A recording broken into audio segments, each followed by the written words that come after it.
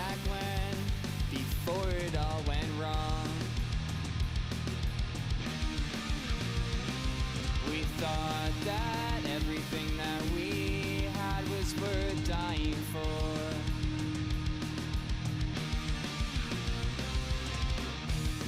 Believe me, I know it's never easy letting go. And I swear to God, this doesn't mean a thing to me. Forget the pain and suffering, 'cause when we're gone, this won't mean a thing. When you lay awake and dwell on all your past mistakes, forget, 'cause this means nothing. It doesn't matter where it all went wrong, 'cause at the end of the day, you don't have enough time to waste.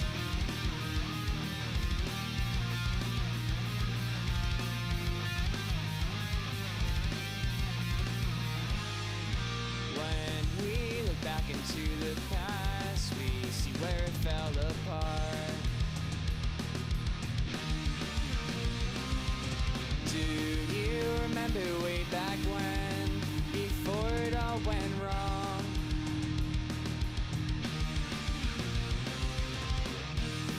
Believe me, I know it's never easy letting go.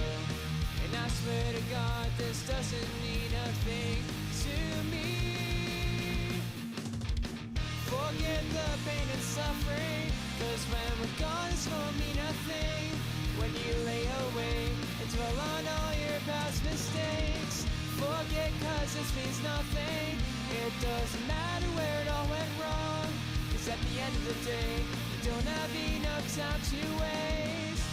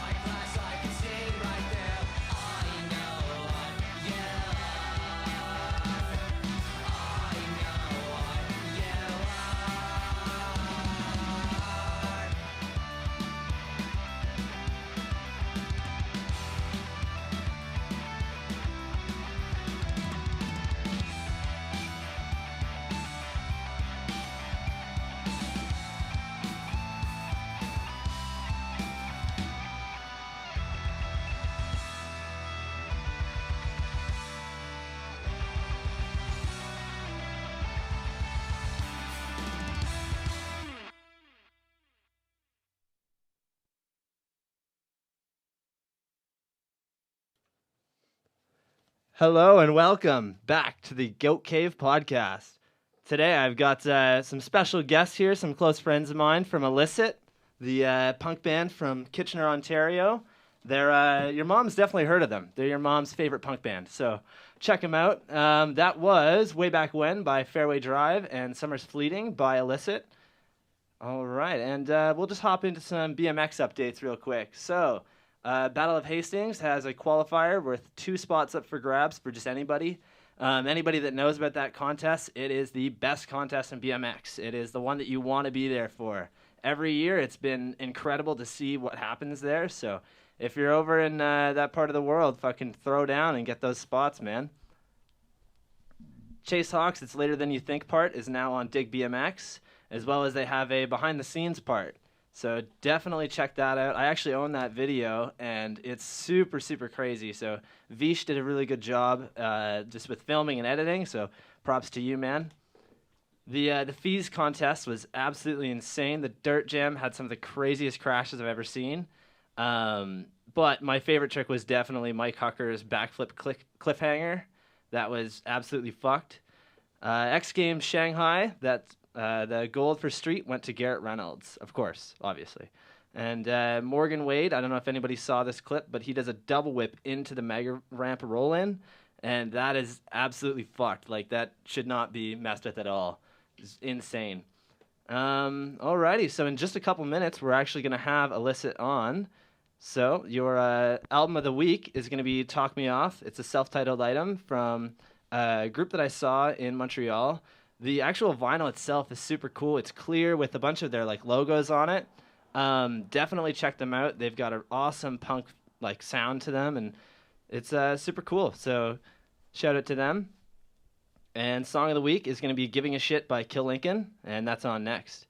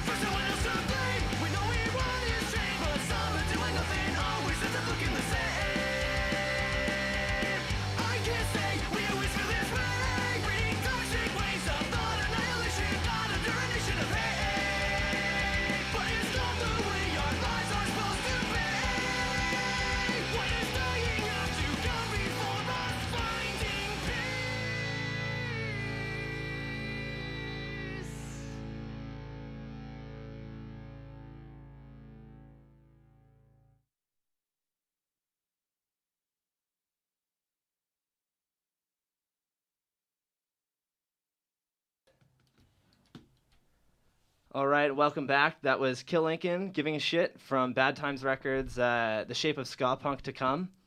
So that was super cool. That's the first song that they've released in the last 3 years. So awesome to hear new music from them. I saw them at Pooza Fest, and they were fucking incredible. So shout out to them. And we're going to just jump into this. We got Illicit here today. Hi. How's it going, guys? How's it going? Hello. There we go. We got 4 of them here, and my mixer only does 4 mics, so Jason and Dan are gonna have to share. Yes, we. We have a drum machine now. Fatty's up. Yeah. Yeah. Fuck you, fatty. No. Fatty, if you're hearing this from Niagara Falls, fuck you. We'll be hearing out of the rumblings of the falls. There you go. But today's guests, they're an up-and-coming band from Kitchener-Waterloo. They formed in 2017, released their first EP in May of 2018, and they recently just put out a new single, which was Summer's Fleeting, which we heard earlier. They have an amazing sound that combines kind of like punk with a touch of metal. At least I think so. And your mom, again, 100% listens to them. She does. There you go. And grandmothers. Grandmothers. Yeah. The grandmothers, definitely. They're Mothers, past, 100% present, there. Oh, fuck. Alrighty, well, let's just start this off. So I like to try to start from the beginning of stuff. So when did everybody kind of get into music? Oh, Who wants to go first? Yeah, Jordan, you go Me? first. Jordan, you go first. All right. When did I get into music? Well, I had like an Evanescence CD in grade 1, but I didn't get into it then. I got into music through Guitar Hero when I was in grade 5. And should I say the address of the school I went to? Sure. Just joking. And I was at that was the first time I heard like rock music, because no one listened to that in my house. So I started listening to I had a Kiss Greatest Hits CD and a Aerosmith's Greatest Hits CD and the first Killers album, and that's all I listened to for like 2 years. And I got into Slipknot and Nirvana, and I started playing guitar when I was 11. My first guitar I had was like this like Costco like Yamaha Strat that my grandpa like used, but he didn't play anymore, so I just jacked it from him. So I got it. He gave it to me. I didn't jack You it. gosh dang crook. Yeah, I'm a crook. But that's how I got into it. It just took off from there, I guess. A life of crime. Life of crime. Yeah, life of crime, man. That's awesome. Zach, what about you? Mine is less crime-filled, to say the least. But I guess my first CD that I ever actually like chose to listen to, I'll be honest, was Smash Mouth. Fuck yeah. That's no, awesome. fuck Way yeah. back in the day. They're And the more I listened to music, I actually didn't have a taste in music. I relied upon my friends to tell me music so I could like burn it onto a CD for them. I mean, I did not create illegal CDs. What am I? So yeah, I got my music taste kind of from their influence, which opened up my eyes. And then there was a wonderful service, Pandora, that's no longer available to Canadians, I think. But that was great too. I used to find different music on it, and I just wanted to play music. As soon as I saw that, what was it called, with Jack Black? Oh, was that Oh, the Tenacious School of D? Rock? School of Rock, yeah. Oh, yeah. I thought it was Tenacious After D. that movie, there's a guy named Zach in it that plays guitar. I was like, that could be me. And here we are, Yeah, only a that's few just- years later. Yeah. Oh, that's awesome, man. That's definitely, I find that's really cool that you found all your music just through like mutual friends and stuff. Yeah.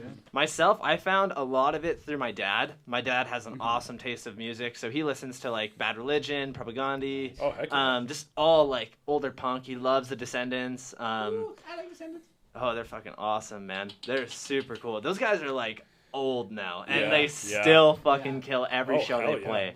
Fuck Yeah, yeah. I would love to see them. It's fucking Me one of too. my dreams. Bad Religion's actually going to be playing a show in July Toronto. 25th. I might be going to that. I'm going to try my best to go because I've always wanted to see them.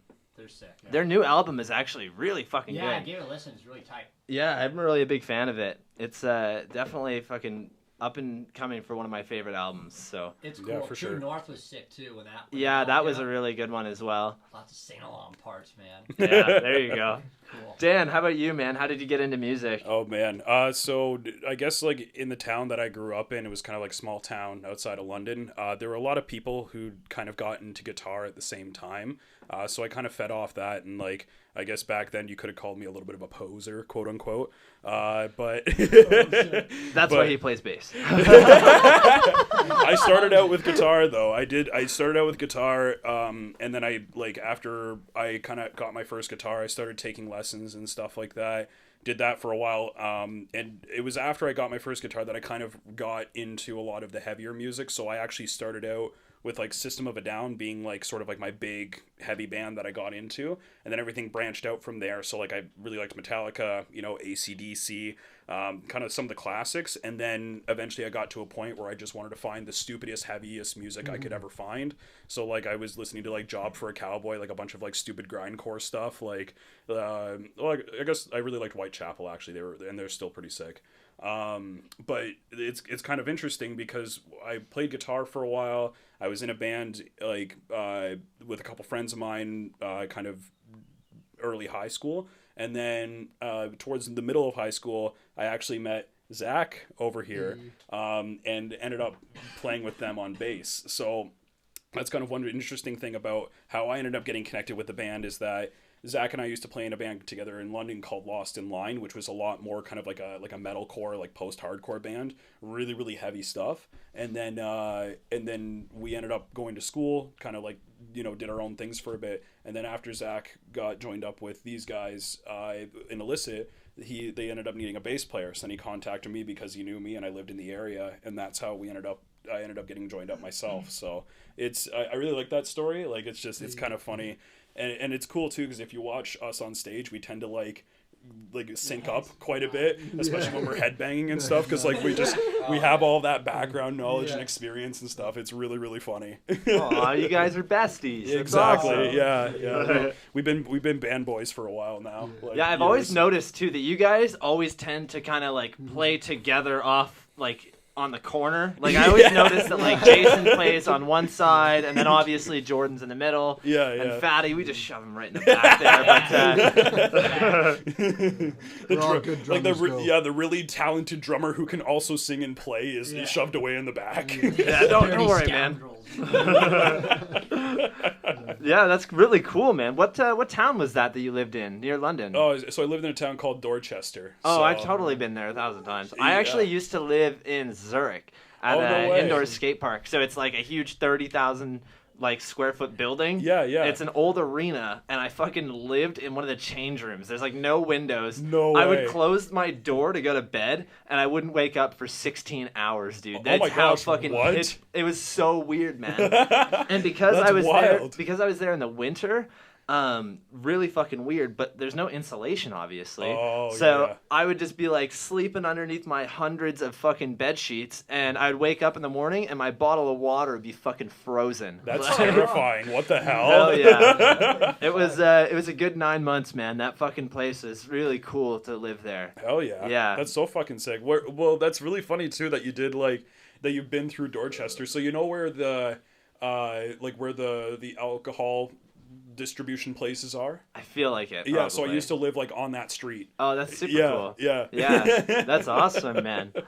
Alrighty, and Jason, how did you get into music, my dude? I got into music through drugs. No. I got into at like 12. I was really into the Gorillaz. Oh, yeah? Yeah, when Demon Days came out, I had pirated that album onto a CD diskette. And Scoundrel. Yeah, I actually had a Walkman though. I played on. I literally had a portable Walkman. I listened to that shit like 24/7. And then just through my dad got into like the rock and roll influence a little bit, and then slowly kind of merged into like Ozzy Osbourne and Black Sabbath and Metallica. And then I was like, this sounds cool. I want to see how this would be on guitar. So yeah, that's awesome.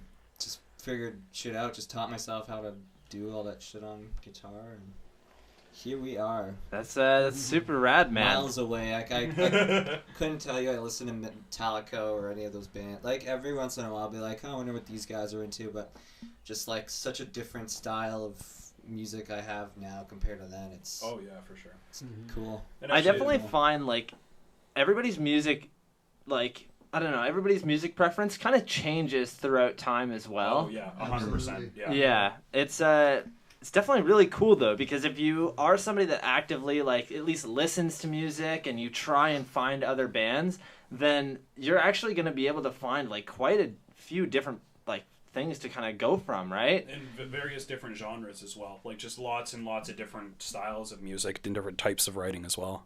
Yeah, of course. It's fucking it's a rabbit hole. It can be. There's like so much music on Spotify right now, even just Spotify. that it is impossible to fucking sit there and hear it all. There's just no way, right? So I definitely think that there's a lot of bands that kind of get like shoved under the rug. Maybe they just don't really get found. Oh yeah. And it's super sad to see that. I think that even just by like showing somebody a song by one person, it can really, like, that could be the thing that changes everything for that band, right? Do you guys ever feel like you need like a ton of support just from everybody, or do you think you guys are slowly just gonna, I don't know how to put that, but exposure is key. Yes. Yeah. I would agree with that. You want to kind of get as much exposure nowadays as possible. With the digital age, you have the ability to be in touch with people across the world, right? Yeah. So maybe your market isn't local, maybe you have to search for your market, but I guess you got to build the market first, or cater to a market potentially, if that's... Yeah, that's definitely true. I definitely think that, like, if anybody is out there and they want to find new music, the best way to fucking do it is just go down to your local fucking place that has punk shows. Like Harmony Lunch, they always have shit going on there. Oh yeah, and 2 times a week at least. Dude, that's the thing. I had no idea that they were even doing that shit there until you guys started playing there. And honestly, I feel like I should really be going there a lot more because myself, I really like to try and find new music. So I feel like I should definitely be there. And a lot of the times there's a lot of really good music just surrounded around you, and people just don't look and find it, right? I find personally that music is, like, good music that you are really attached to is hard to find, and you actually need to go and look for it. If you just listen to the stuff that's on the radio, you might hear something kind of good or something that you're into, but a lot of the times the best music isn't the stuff that is just given to you. It's the stuff you find. Yeah, I can agree with that 100%. Yeah. And just going back to your question as well, like, I feel like at least for us right now, like, it seems like we're really just kind of, like, we're just doing our own thing. Like, you know, we're making music and playing shows and moving around and stuff and doing it because we enjoy it. Like, it's something that we're all super passionate about, and, like, you know, and having opportunities to even do stuff like this, like having us on the show, like, this is something I never even would have dreamed of, like, you know, however many years ago when I first, like, started playing guitar. Yeah, calm down there, man. We're just in my apartment. Yeah, it's all good. but like, no, this is like being on, like, a radio show. This is fucking cool as fuck. Hell yeah. No, I'm definitely trying to get, like, more people onto this because I want to try and give, like, I don't know. Every podcast that I've done recently has had music on it because I want people to find new music. And you know what? Like, I find that I do have, like, a pretty obscure taste in music. I definitely am really big fan of, like, ska punk music, but I am a really big fan of punk music in general. That's kind of how I got into all of that stuff. Yeah. But yeah, you guys fucking kill it. Like, every time that I see you guys play, it's always awesome. Like, the last time that you guys were out, everybody was fucking, like, in the pit, fucking moshing. Cool. Yeah, that was like, really and it's fun. just Harmony Lunch. Some bitch is getting a fucking sandwich in the corner. No, it's you guys absolutely. I can tell that there's, like, something. There's very good chemistry. Whenever I see you guys play, it's very interesting because you guys really are able to kind of work together and make something that sounds awesome. Like, the first time I heard Lost Days, I was blown away that Jason was in this band. Like, oh, shucks. It's like, holy shit, dude, that's sick. Yeah. But even, like, because if we kind of, like, look back at what we did with, like, Lost Days, like, it was just Jordan, Zach, Fatty, and myself when we initially recorded it. Mm-hmm. And then now that we have Jason in here, he's bringing his own sort of twist to the song and, like, adding some leads over it that just, like, that adds so much more to it. Like, it really gives it more of a robust sound, and it really just kind of goes to show, like, how, like, as you said, like, as people kind of, like, develop their music tastes, what they can bring to the table as musicians and ultimately come out with a better sound because of that. Yeah, and that's so true, man. Like, I don't know, the first time I heard it, it literally, like, whenever I hear really, really good music that I'm actually really into, my fucking hairs on my arms will literally stand up. And that was exactly what happened. So fucking right, guys. You guys kill it. Thank you. Now, definitely something that I wanted to talk about is that Fatty the drummer also sings. Yes. And there's actually not a lot of bands that do that. Like, one of the most popular ones that people really know about would be DFA. Yeah. And they're amazing. I saw them play, but just being able to actually sit there and fucking do the vocals for Lost Days as well as fucking play is something that I feel like a lot of drummers wouldn't be able to do. So I feel like you guys definitely got lucky there. But can anybody give me any kind of background about how Fatty got into playing drums? You're not going to believe it. From Rock Band. Yeah. Rock Band. Yeah. I have the guitar from Guitar Hero. He got in the drums from Rock Band. That's super cool, man. You guys should have went to the fucking local arcade and played together. Yeah, dude. Here we go. We used to go to school together, but I think we were both too shy to talk to each other. That's fair. Oh, that's so cute. Aww. Yeah. That's Very Now good. you're in a band together. Now we're in a band together, man.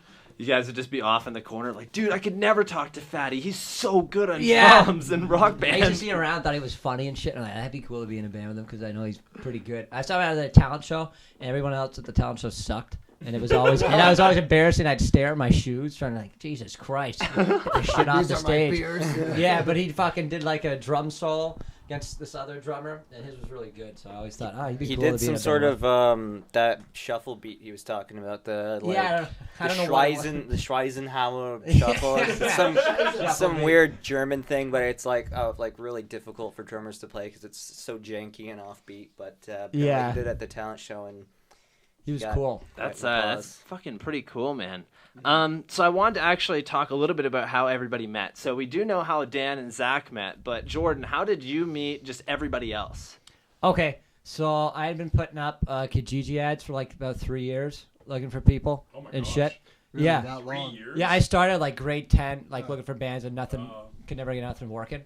And so, actually, like on Kijiji, I met our old singer because we used to have a separate singer in the band.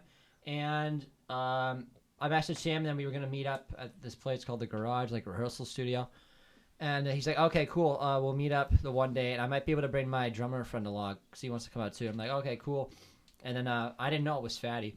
And so we just went there, and then I met this singer, and then this dude pulled up in the car. He's like, hey, Jordan, and it was Fatty, and I had no idea it was him. So then we just started doing stuff together, and with us three, and then we had a different bass player that he used to play in a band with, Jason. And then we had a different guitar player out for a bit, and that wasn't really working out with the two of them. So then we eventually got Zach through Kijiji, and then he knew Dan. And then I met Jason last year at West 49 where he works. it was like buying such shit a or whatever. fucking weird coincidence because Yeah. It's I weird. was like I'm like that guy looks so familiar. Like I swear I saw him somewhere, and lo and behold, it was like.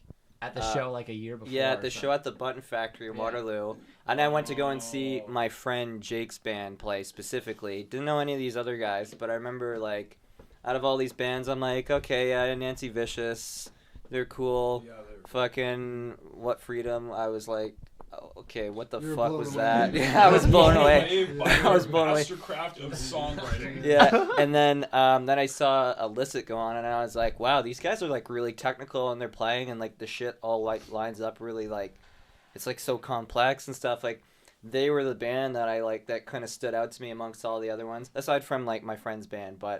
And I was like, wow, they're really cool. And then yeah, it just like. So we had met you at that show, but I didn't know. Like when we were talking at the West 49, I didn't know like it was him. Yeah. Like, I guess I had met him before, but like at Yeah. that show. Wow, that's crazy, man. Fucking wild. Yeah, it's weird. It's cool Yeah. That's it's definitely fucking interesting just to see like how everything kind of comes together, right? though. Yeah. And I could definitely agree that finding committed people to be able to do a big project like having a band, yeah. it's fucking impossible. It's so so hard, dude. difficult. Yeah. Well, and I think too, Yeah, is dude. people also don't realize like just how much time has to be put into into actually like working at it. Like I would think that we're very lucky with just the people that we have and the talent that we have for sure, but also the amount of time that especially Jordan puts into writing. Like especially with some of the more recent songs, like he's put so much work in, and like they're coming out fantastic. So I mean, like, you know, that's something that's really important too. Is you got to have people who have the passion and like, you know, are willing to put in the time to commit to it.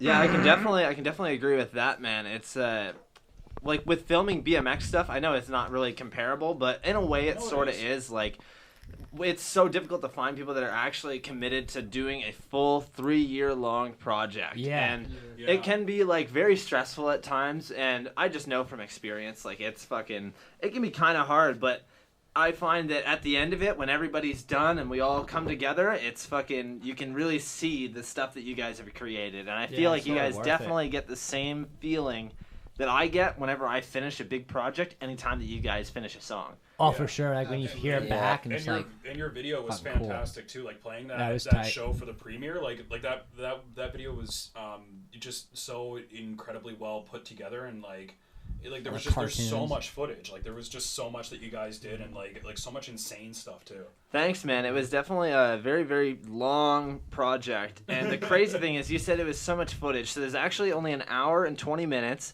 However, I filmed over probably, I would say, like, over the course of 3 years, I probably filmed thousands of fucking clips. Like, at least, bro. I think the files were about 100,000 different files that I had to go through in And order you to really create had to this. sift through Christ. them and get them all put together for that video. That's madness. It was definitely well worth it though. Everybody that bought a copy, again, thank you to you guys. Fucking anybody that came out to the premiere, huge thank you. It Yes. definitely was a big support.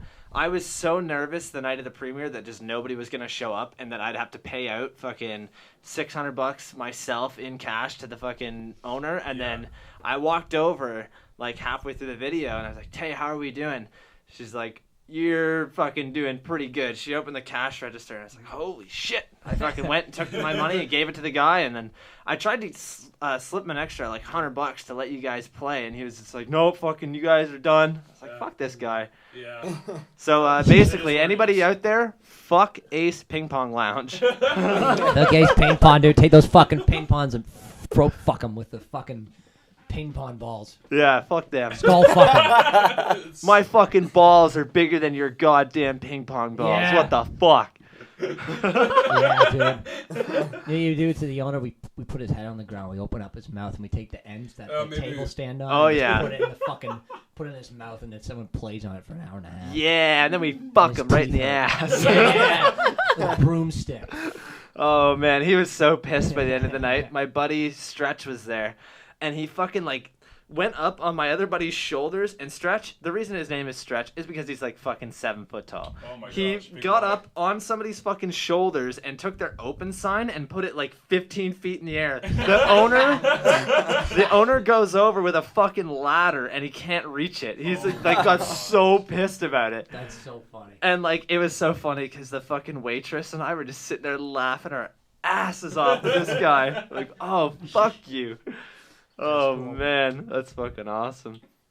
So you guys actually just got out of the studio today. So well, recording some new stuff. But how did you guys do today? Like, what have you guys recorded, and how soon do you think everybody's gonna be able to hear it? Okay, so the plan is, for recording wise, to have everything done in June. So we have a few more drum tracks to do, and then guitar stuff. But Pumpkin Spice for like instruments is almost done. We just need bass, and then vocals and stuff. But the plan is to have everything done for June, and then I don't know when we're gonna put out. We'll probably have like a single out in the summer, and then put it out for maybe like September or something, I guess. That'd be awesome, man. I'm Yeah. super excited to hear some new music from you guys. Yeah, I feel like it's been like I guess it was like. It feels like it's like a long time because we put like the 5 songs out last year and had a couple singles in between. But I feel like it's been like 10 years or something. Oh, yeah, It's that's been, for like, sure. This is so our long. reunion tour. Yeah, reunion tour and shit, dude. Damn. Yeah. Well, I actually wanted to ask you about something, Jordan. So you got a little Drake shirt on there. Yeah, so that's tell right. us about Drake and how you guys have actually covered one of his songs. Yeah, we did. I got into it last year, and then we needed a cover song for this battle of the bands we were playing.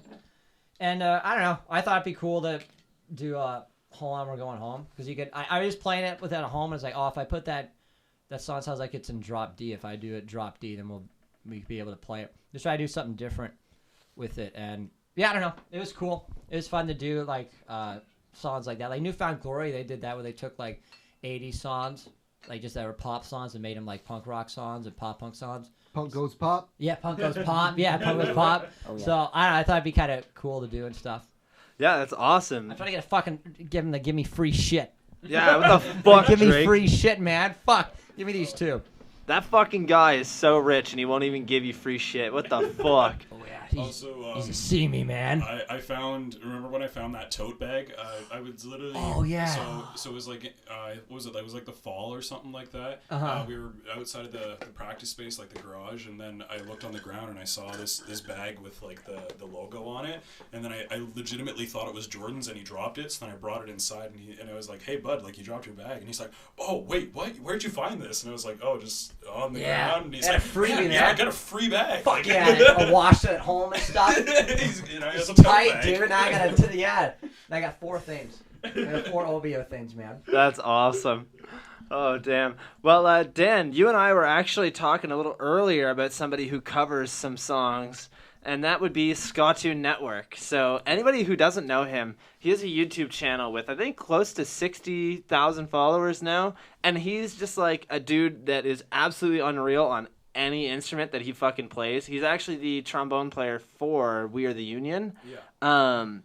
But he is absolutely insane. I've seen him cover so many different songs, and he always does it so fucking right. Oh yeah, 100%. And one thing I also like have to admire about him is that when he's doing the videos, like it's always in his room, and he's kind of like he's always like jamming out and stuff, but you see him with every single instrument that he records. So he literally does trombone, he does guitar, he does bass. I'm assuming he has to do drums at some point because those are also included in there, but like saxophone, and he's a good singer too. Like he's a man of numerous talents, but like 100% check him out. Like he has some amazing covers. He is absolutely amazing. He's got such a fucking great like sound in music, and what's super crazy is that just over the last little while of just being like so into fucking ska and ska punk music, I've actually kind of like really wanted to learn trombone. Yeah. So I sent him a message and I asked him about it, and he was kind of like, well, you should have somebody that teaches you how to do it, but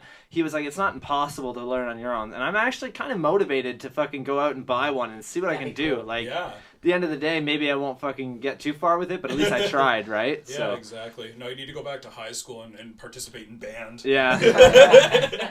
Like, why is this fucking dude with a huge ass beard just sitting next to me?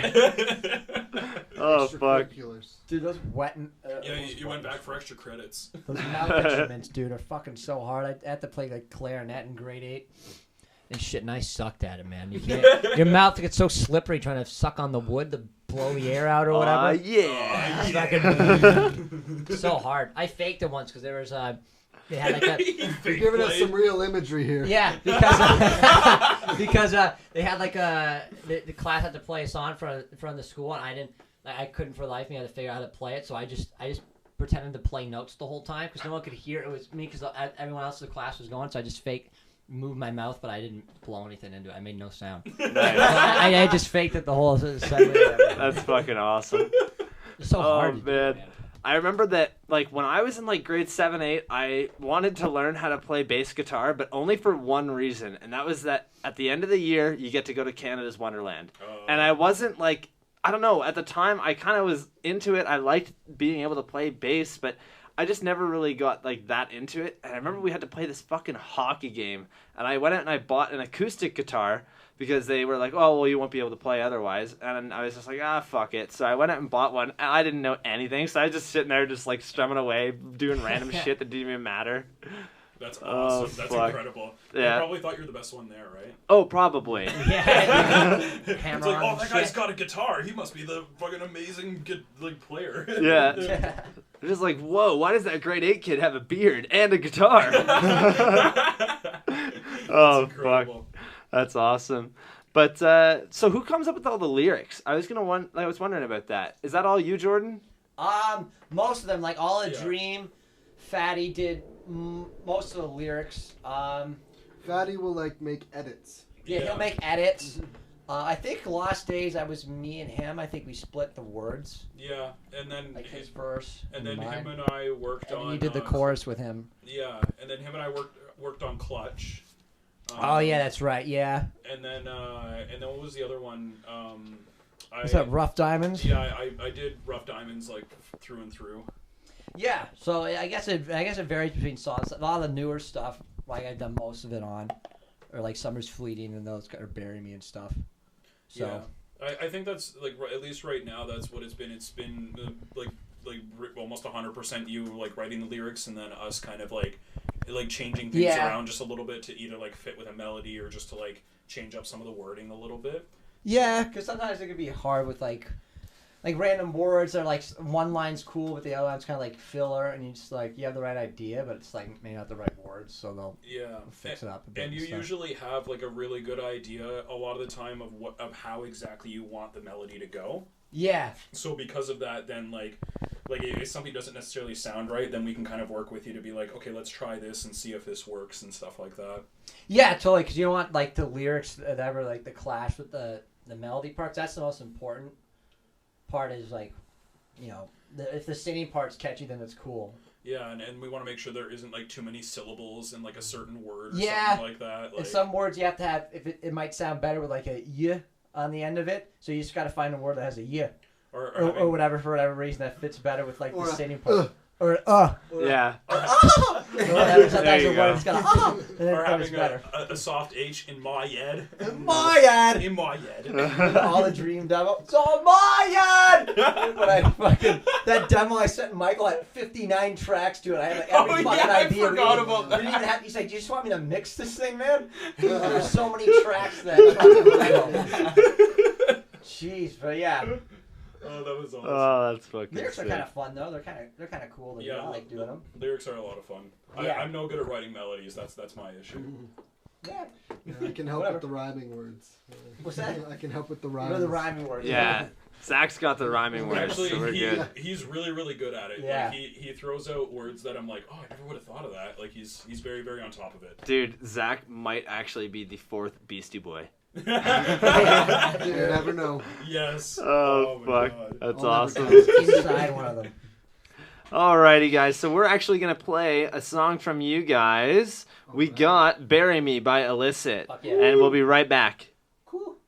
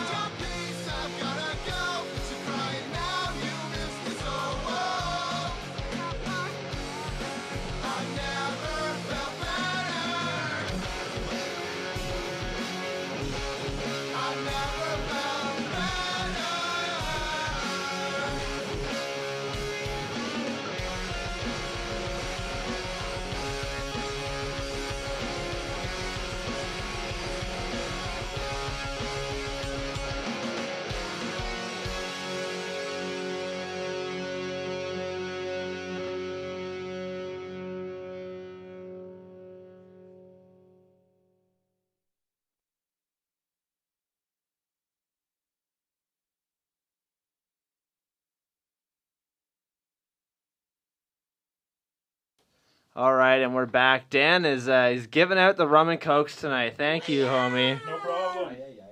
It's definitely a shout out to Dan there. Dan the man. Fuck yeah, Dan the man. Dan the bass Oh man. yeah. So Jason, you got the mic over there. I kind of wanted to ask you a little bit. So Yeah. for anybody that doesn't know, Jason actually used to be a producer for like electronic music. He actually did 3 different songs for my DVD Space Goats. How did you get into electronic music, and how long was that kind of like a quote unquote phase in your life?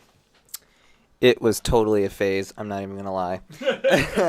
I got into it because when was it? It was like the very. It was the tail end of.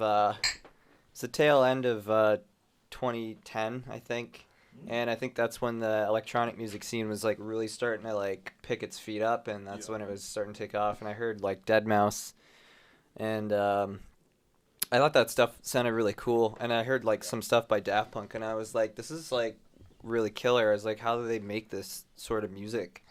And I just looked up on YouTube and stuff how that stuff was done, and some video was like, oh, you know, Ableton's one, they Fruity Loops and like Cubase, and so I was like, well, let's see what Ableton's like. So I just jumped into Ableton, and I was like, there was such a steep learning curve, but there was so many interesting buttons to press and so many different cool, it was just like making noise at that point. It wasn't even really making songs. I just enjoyed figuring out what that was, and then I got more into it, and then I started hearing all these other artists like coming out of the woodwork and really taking off, and I was like, well, this is pretty cool, and I'll see like where this would go. And then Dan, and then then I think that was about until 2017. So 2011, 2017. It was about a 6-year run. But I don't think it ended there though, because a lot of what I learned with that kind of was there's a huge foothold in just production in general, and so that stuff that I learned there, I'm actually using for this new like band stuff. Like now that I know how to record, I know how to mix and master and stuff, and so I use that now more than ever, and it's still sort of the same thing, but just same but different, you know? There you go. No, I actually, I was a really big fan of your music, and I'm not that into electronic music, but I actually do have quite a few different people that I was a really big fan of. One, of course, would be Justice and Daft Punk. Yeah, I forgot to mention those guys the tattoos on my wrist. Yeah, he's for God's fucking sake. a Justice fan for life. Yeah. No, Justice is honestly, they're so different. Like, I find most They're very electronic different. music is super repetitive, and you get the point after a minute and a half, but the song's fucking 10 minutes because all the people that are listening to it are so coked up, and they're like, holy shit, this is awesome. But no, fucking the stuff that you made was super cool too, because I felt like you definitely took a lot from Daft Punk as well as Justice. Like, your music was super layered, and there was actually a lot going on. Like, every time that I listened to it, there was always something different that I heard. And I honestly had a very good like expectation for your music to kick off, and it sucks, but the electronic music industry is just so oversaturated. Yeah, it's really hard to make your mark nowadays, and even when you do start doing really cool stuff like Justice and Daft Punk and stuff like that, it just gets kind of brushed under the carpet because there's people like it for the radio kind of quality of it, and so that the Justice and Daft Punk stuff almost is like a niche within that realm, and still, even though like electronic music is as popular as it is, it's still that music wouldn't really take off as well as the other kind of genres and stuff like that. But I do agree with that. It's Yeah, it was definitely, I really liked the stuff that you made. So if anybody is out there and they're wondering what Jason actually used to make, so it will be, you had an EP out. It was under the name Gatefold, and I believe it was called Tasty. Where was can people indeed. find that? I still have it up on Bandcamp, and if you visit I think it was SoundCloud, SoundCloud right? as well, I have it up there. Gatefold with the A as a V. Yeah. Everything else is the same sort of thing. Yeah, like so far that's where I basically have. Those are the only 2 platforms. I wanted to get it on Spotify, but I didn't take it that far. It's Really? I was actually going to ask about that. So, who does all of the work for Spotify, and how do you guys get it on there? Do you have to pay in order to actually put a track on, or is there a certain software that you can use? I've always wondered, but I've never actually bothered with it. I'd like to eventually post the podcast on Spotify. All you gotta do. Jordan, it's a trade secret. We can't. I actually want to go into trade secrets. I need some underwear. You can find. God, what a bad reference. Oh, fuck. So for that, all you gotta do is go to DistroKid, and it's like a fee once a year for like $25. You can upload as much music or podcast you want. So you just go on there and do that, and then like once you're on Spotify, you can get like Spotify for artists. You can sign up for that, and that's how you like how we post like our pictures and our bios and all that stuff. Yeah. It's super easy. It's pretty good. Like just go through DistroKid, dude. How does Awesome. Yeah, I'll check that out. But we had to get verified as well, though, didn't we? Because like, wasn't there something else that was like really close to like Illicit or something like that, where if you looked up Illicit, we wouldn't show up right away? Yeah, there's a few other Illicits on there. The one's like electronics. There's some songs that are called Illicit by people. We went through DistroKid, so we got verified. So we automatically have the check mark. Like if you click on a name, it'll see like the check mark. Like if you go to Slipknot, when you click on the name that has the circle check mark, like ours has that too. So if Yeah, you go that's through like awesome. DistroKid, then you'll get that for sure. Wow, I'll have to check that out, man. Thank you. Yeah, dude. Yeah, so Greatest of all time. Yeah. see here. Woo! So a good question for everybody here is, what is your favorite venue to play? Oh. Or what has been the best show so far for you guys, do you think? I think personally, my favorite venue that we have played so far was definitely the Doors Pub in Hamilton. I'm not sure. Cool. I can't remember if you guys said you've played there before. Yeah. Played there once before. I just like the layout of the venue. Yeah. The Yeah. way it looked like an old house. Well, I mean, it basically was an old house, but just like that vibe, and then the music that we did, I think it was just like everything kind of just fit into place perfectly. But it's also a metal bar too, which kind It was- of like yeah. like it's like a specific like metal and taco bar, which is like that's something that's kind of like really unique about it. That definitely is. Right? The So best combo. And there's really great beers, which I think you would. Ooh, I'm definitely into that. By the way, today I'm drinking dollar beer because Jason's a fucking asshole. You're welcome. And I'm drinking a $5 beer called Sparkle Puff by Flying Monkeys. Sparkle Puff. Check it out. It's in your local LCBO. Fuck you. No, Dan hit it up with the rum and cokes. well, actually, okay, Jordan, you go. You say what your first. Yeah. I don't. I'm trying to think of what my favorite venue is. Like, I mean, Chainsaw looks pretty cool when you play there. The stage is cool there. There's like cool lights and shit. But Harmony's pretty cool because like there's been like some of our more like packed shows have been at Harmony. Yeah. These are the Saturday shows, like the last one we did, Yeah. like the last Thursday, a couple of Thursdays ago. That one was like had a good amount of people there. That was cool. What about you? Fuck, I don't know. I'll say Harmony, whatever. Pretty much any venue where we're mic'd. Oh yeah, that's true. That's always cool. District in Guelph was great when we played there, especially our first show. We sounded really nice. Yeah, that and was I liked actually the, going to be my choice. the venue, the layout, nice stage, and the last one we did in London, Old East, that was pretty nice. Oh too. yeah, that's where Sounded we played great, last. Yeah. Had a nice stage. forgot. Yeah. That's what does it for me. Fair enough. That's a Fucking, very good point. That Spot One Grill. We're playing there again in July. Remember that place? That place is good too. Yeah. It's like Yeah. the big fucking stage. I think Seaway played there. They played like when we played there last year. They were like, there like the week before. Where is so it's in Brampton. So we're going there soon. We're in like sick. July. Yeah. That place they mic up everything too. That place is cool. You know what? I have to kind of like I do agree with Zach that I think the favorite one venue that we played at is probably got to be District in Guelph. Like that place was fantastic, and I think also just the opportunity that we had because we were playing a Battle of the Bands there. We had a lot of just kind of like high profile people like within kind of like Canadian music and especially like kind of like punk well, actually various different genres, but like we had some metal guys there, so it was kind of cool to play in front of them and have them kind of like experience what we really had to offer And to get their feedback. yeah too. and to get their feedback too. That was very important. But I would say that my favorite place to play at like consistently is still like Harmony Lunch. Like there's something that's so intimate about playing there. You know, just and like Jordan said, it's usually a really good turnout whenever we have an opportunity to play there. And like obviously working with Kyle from Have Hope is they're sick. He's such a fantastic He's the promoter best. and like very professional, knows his shit. Like he's a really awesome guy. That's awesome, and it's really cool that he's willing to work with smaller bands like yourself, Fairway Yeah. Drive, SouthBound, all awesome bands, and it's really cool that you guys get to be able to play together, right? Yeah, Like, 100%. Cool. yeah. So shout out to you, Kyle. I don't know you, but I'd probably bang you again. Good job, man. Scene daddy, dude. Yeah, you seem a daddy. taller version of you. Oh, nice. He looks like he is definitely pretty taller, shorter beard, shorter hair. fucking pussy, shorter beard. He's a handsome boy though. He's a very handsome boy. Okay, Handsome boy, yeah. I He's licked your him favorite once. emo dad. nice. That's awesome. Emo dad, yeah. Yeah.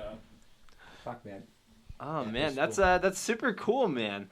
Definitely, I would say Harmony Lunch is one of the better ones that you guys play, and I think it's because the crowd can just be so intimate, right? Like Yeah, last 100%. time that I was there and I was recording, there really wasn't too many people that showed up, but all Yeah. the bands get stoked on each other, and that's Yeah. one of the things that I love to see is just people that are so into what they do, right? Like music is just a huge industry, and it's really cool to see people that will come out and support each other as much as they can. Yeah. 100%. So- Definitely shout out to anybody that fucking plays at Harmony Lunch. You guys are killing it. Hell yeah. Fuck yeah. Fucking cool. I saw actually a band from Alberta called Calling All Captains. They're a really dope band. Check them out if you haven't. Oh, yeah. They played at Harmony Lunch last August with Way the Anchor and what's that other band? Was We it played with them Rival recently. yeah. Rival Town, yeah. Yeah. They were fucking sick. Yeah, they all That's they all super played cool. together, and that show there was people bouncing. Like it was That's awesome. always a That's fun cool. time. So, actually, I want to jump into this next segment, which would be what band do you guys think is underrated and should have a larger following, or that you guys just want to shout out? Oh, can I go first on this one? Absolutely. Okay, I gotta say, Dayseeker. Dayseeker, they're one of my they've become my all-time favorite band. I support them through and through. Literally, anytime they drop merchandise, I buy almost one of everything. And I'm waiting for their most recent order to come through now. But they're kind of like a very melodic, like post-hardcore kind of sound to them. And like I don't know, they like how you talked about when you listen to you find that band that literally makes like the hair stand up on your body. Yeah, of course. I get that with every single thing that they write. Like 100% check them out. They have 3 albums. They also did like reimaginings of some of their songs where like they went from like kind of like a heavier thing to either like an acoustic. They actually did one that was almost kind of like an 80s kind of electronic reimagining of one of their songs. Super duper cool band. But yeah, 100% Dayseeker. Check them out. That's awesome. Zach, what about you? I was gonna say a band that some of you guys missed at Harmony Lunch that was awesome was Joe Bass.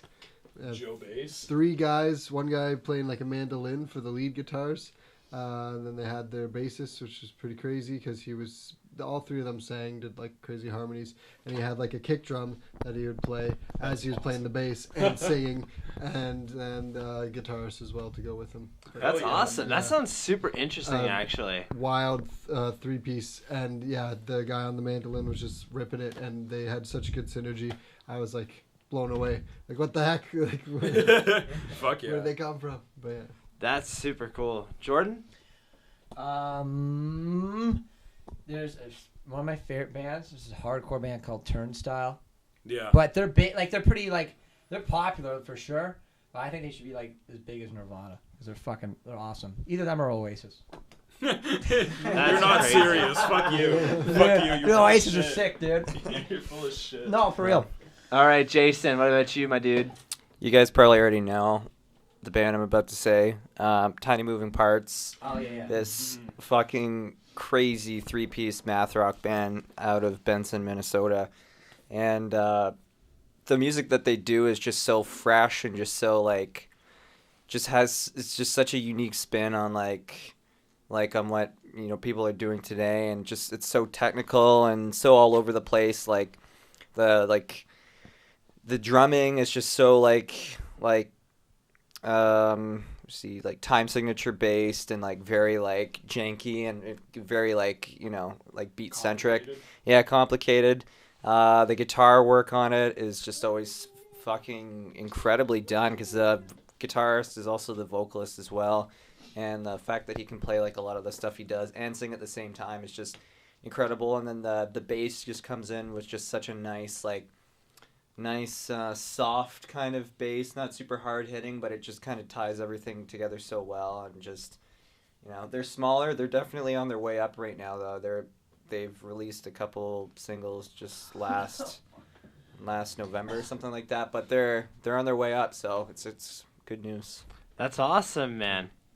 Yeah, that's definitely super cool. However, I do have a question. What band do you guys think is overrated? Not to fucking jump into this as like an asshole and being like, fuck that band, but Jordan is standing up. He's repositioning. What band is overrated, and you guys think that those followers should try and find something else? Which, no offense to you guys, but fuck you guys. What? I think I know what you're gonna say, Dan. What do you think I'm gonna say? Guns N' Roses. Oh no, I wasn't gonna say that. No, I wasn't gonna say that. Okay. Alrighty, let's start it off. Yeah, Someone go first. I can't think of anything right now, so someone knows. Go ahead.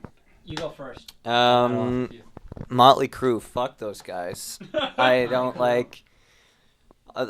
Sure, like at a point in time in the '80s, they had pioneered a sound that people hadn't really heard before, but they're old now, and people are just still jumping on that bandwagon of That Motley Crue bandwagon. Yeah, now that there's a Netflix show Yeah, on them dude. too, which is kind All of the fucking songs pop up on YouTube now. You go to type in Serial, and Motley Crue pops up. yeah, it's just It came up. nothing against they're all good musicians, but fuck. I think it was there's Motley. something better you can listen to for sure. I think it was Motley Crue, or it was another band that fucking was one of those old 80s bands that posted like a video, like a professionally done fucking live set of them. And they just were terrible, man. Just awful. Fuck. Just so bad. And like, it's so like weird. Like the guy sounded terrible. They're all fat and fucking old. Like, and I don't know if this is Motley Crue, but it was one of those old 80s bands. And there's like fucking 4 of them. Kiss? Okay, let's be real. Was it Kiss? No, it wasn't Kiss. No. I mean, Kiss is all right. They're good. Yeah, they have some hits. They've got hits for sure. I was made for loving you, baby. Alrighty, Dan. Who do you think? Kiss. Okay. So this one, like, it's okay. I'll explain the reason why after, but I gotta say U2. So the main reason, like, the thing is, I honestly couldn't think of anything because the way that I kind of think about music now, like compared to before, but the way I think about it now is that everybody's entitled to like whatever music that they want, and like you shouldn't necessarily like bring someone down just because of the music that they listen to. Like maybe it means that like they don't expand their music taste. It's just as long as they're not like being a dick about it, then you can let them enjoy what they want to enjoy. But what irks me about U2 is the fact that they have that one album that's synced with iTunes, and even if you don't download the songs and you have an iPhone, or if you have an iPod or anything connected to iTunes, the music still ends up on your phone or your listening device, and that drives me nuts because it's like I don't want it there. I don't want it to show up when I'm shuffling through my songs, like especially if I'm driving like hands free or something like that, and then like it comes on, I'm like what is this? Like this is it doesn't sound good, like at least in my opinion it doesn't. And like the thing about U2 as well is like the Edge, like first of all he calls himself the Edge, so like It's kind of like, fucking lame. Yeah, but he also did that documentary Get Loud, right? So Jack White was on there, and was it, who was the other really famous guitarist that was on there? It's escaping me now. Which, by the way, shout out to Jack White. Yes. Oh my god. Holy shit, that dude is fucking amazing. Yeah. As like just an artist in general. Oh yeah, 100%. Dude, Zach 100% is gonna get on the mic and be like, I really don't like the White Stripes. But that's the thing though. It's like he said something about like how he created like a whole another like thing in music, and I don't remember if it was like a key or a scale or something. It was something really really stupid, and it's just like he's a pop guitarist when you can look at like the crazy like jazz musicians that play in fifths. like in a fifth key, and like, you know, they don't get nearly as much appreciation. So that's what irks me about U2. So they're my overrated band. I can definitely agree with that, and it's almost like, what gives you guys the fucking right to have all of your music, like just that one album on everybody's fucking stuff? That's bullshit. That's not okay. I think it's because they made a deal with like Steve Jobs before like he died or something like that. They like traded their immortal souls. Basically, basically, The Edge was edging Steve Jobs. Is it good? All right, Zach, your turn. Yeah. I don't know if it's just one band necessarily. I'm just not a big fan of the quote-unquote top 40 music. Yeah. But in general, I'm not a big fan of repetition, so I guess, sorry, techno, house music. It's not that I don't appreciate it, it's just the repetitiveness doesn't have that engagement that other music gives me, I guess. I can 100% understand that in a stance that, like, if you look at techno music or, like, even house music is a very good one. So Yeah. I actually tried to learn how to fucking mix a couple years ago, and when you look at, like, the fucking mixable tracks for house music, the first 45 seconds, a lot of it is actually the same fucking pace, because then, like, DJs can actually just kind of sync it up, and then... Yeah. But to me, it's like, it's the same 16 seconds over and over again, right? And I get it. Like, there's definitely some songs that I'm a big fan of, and there are guys out there that are absolutely unreal. However, I feel as if it's just not the kind of stuff that I'm into, and I can definitely agree with the people that say that, like, you know, it's a lot harder to actually play, like, a guitar, because to me, it is. Like, no offense to anybody that does play, like, house music or even produces. Jason, you're a fucking bitch. But, fuck you. I like the ASMR vibe there. That is pretty dope. But no, I just feel as if, like, being able to write music that you're going to be able to play and not have to fucking use a computer to do it might be just a little bit better in my mind. Well, I think the other part of it too is that like especially when they have like that build up leading to like a drop or something like that, like there's some, like, even though it's building up, it's so repetitive because it's just the same thing. Like, it's like and then it's just fast. Yeah. But if you look at like 90% of house music and fucking like any DJ music like that, it's always like the drop is at 45 seconds to a minute. Yeah. That's how it just works. Yeah, and then it's There's just an like equation. super duper gross, just like Jason's face. Like, I Yeah. get it serves a purpose. Don't get me wrong. Like, it definitely has a place in the music world because it's great to dance to, things like that. But then, like, personal listening, maybe not so much. It's very good to do cocaine too. I bet, yeah. Or any sort of. Oh fuck that shit. All right, Jordan, my dude, what do you got to say? Probably Eminem.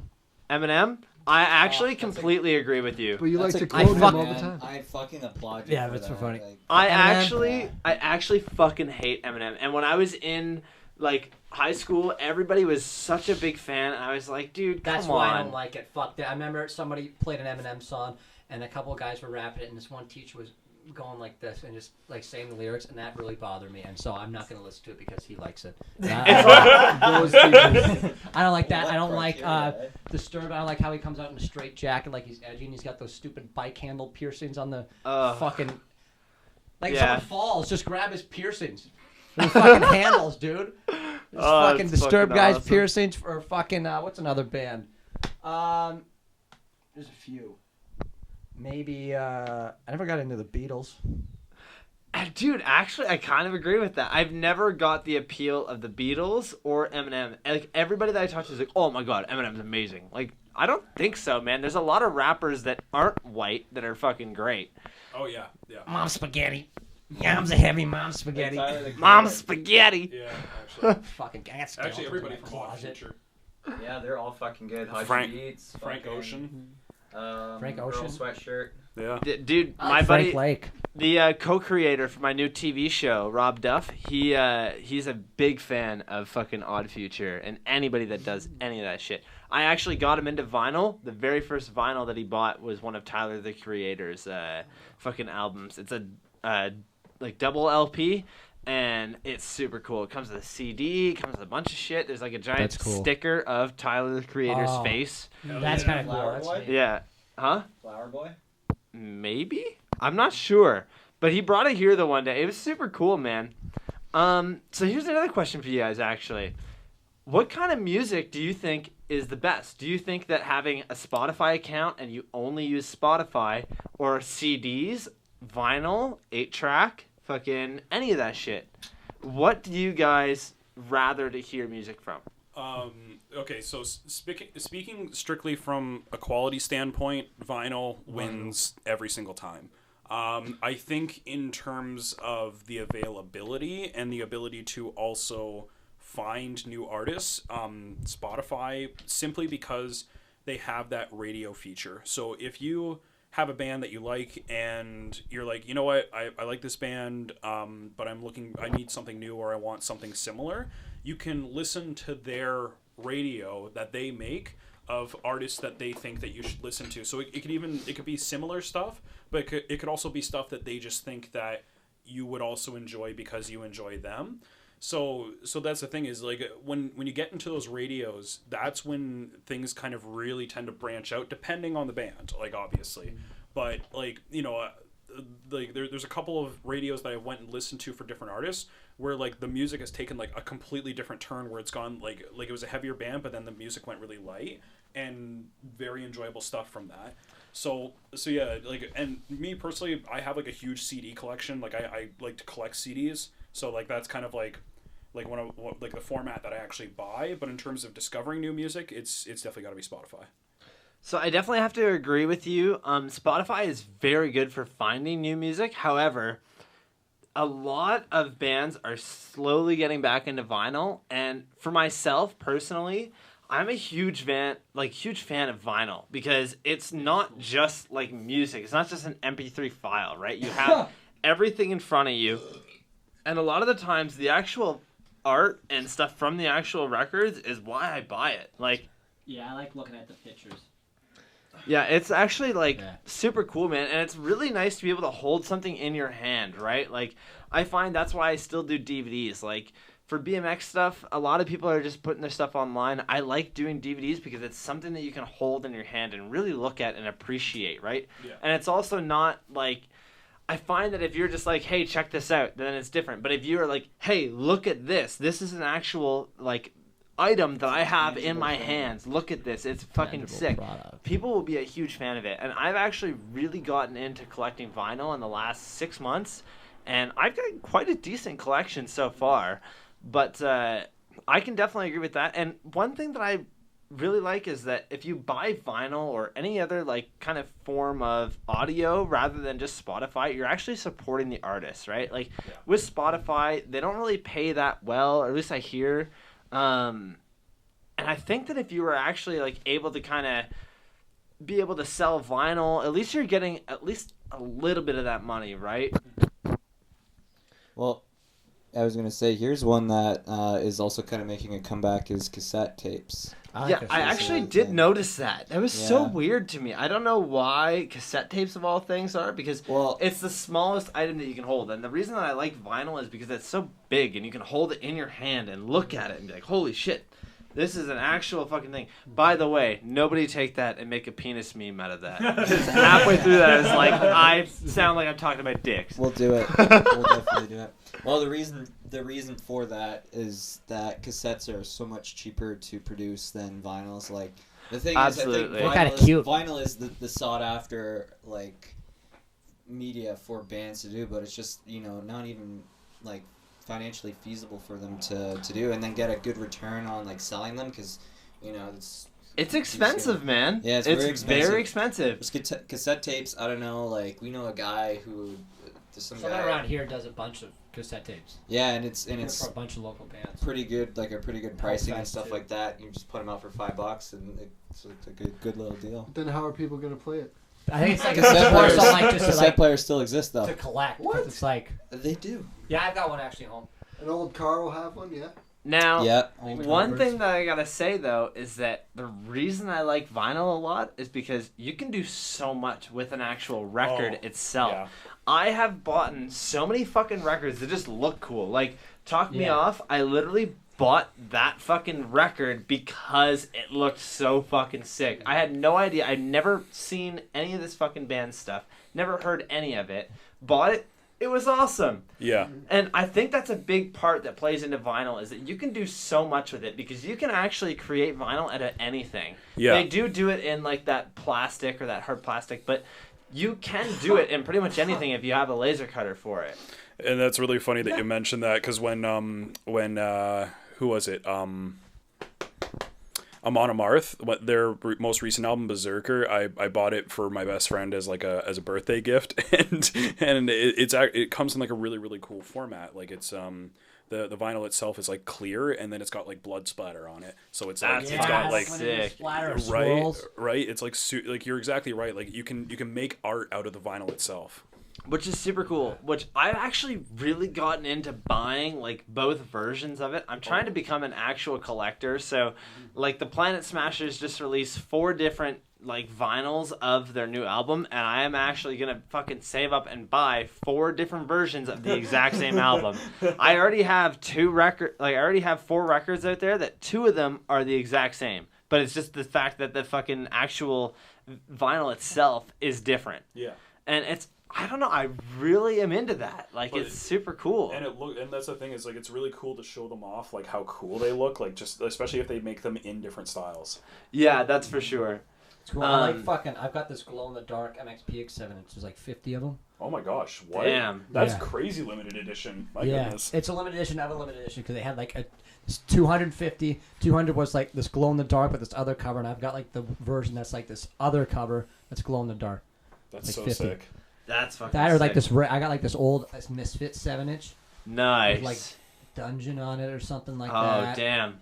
Something like there's a couple other songs I forget. Maybe Last Caress or something, but it's an old one. So I've got a fucking 7-inch for you guys to check out. Okay. And it's not my dick. However,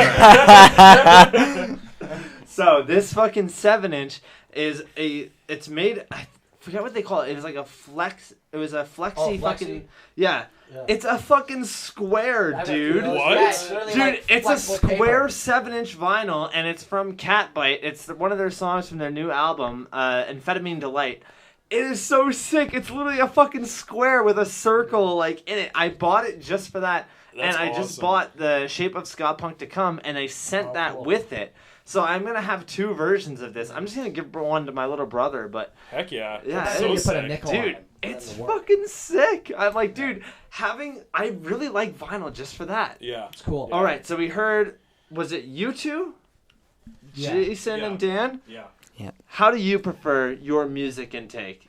I mean, I love records too. I got a bunch. I love buying CDs. I like buying them just like to have, because they're cool. And I do listen like a lot. Like when I get the chance, I've got like a record player and shit, and I'll listen to it. But like being in the car a lot and stuff, or if I don't like have a whole extra time at home and I want to hear music, then I'll just put it on Spotify. But I like actual the records or CDs the most. I definitely could say that the best combination for music intake would be records as well as Spotify. Because you can find new music with Spotify and then support that band, right? Yeah, exactly. A big thing back like a couple years ago was just people stealing new music, right? Yeah. And I think if you actually are really into that band, you should try and support them the best you can. Yeah. And if you can, listen to them a couple times on Spotify and say, okay, I really like this band, then you can actually go out and buy the vinyl and start to support them a little bit. Mm. Yeah, so Zach, how about yourself? How's your music intake? I'm lame. I don't have Spotify. You fucking Hi, idiot. my name is Zach. I'm not living in 2019. I swear to God, if you have Apple Music, I'm going to kick you out of got this AOL. fucking house. The only reason I have an Apple product is for work, so it's not my choice. They're forcing it on me. There you go. I guess YouTube would be where I find new music. That's actually kind of true. Yeah. YouTube does have a lot of stuff on there. What sucks, though, is that there's so Not many, YouTube music, sorry. a lot of the stuff that's on there is like, I don't know, at least with YouTube, they're going through so many copyright issues right now, and I think it is just because they're such a huge company. I wonder how Spotify deals with that stuff. Well, That's actually a very very good question. But my what I was gonna say is actually completely unrelated to that. So if you have another comment to add that first before I go into my I do not, so you can go ahead. Well, I was just like, one thing I'm not a huge fan of about listening to music on YouTube is just the way that the algorithms work on YouTube.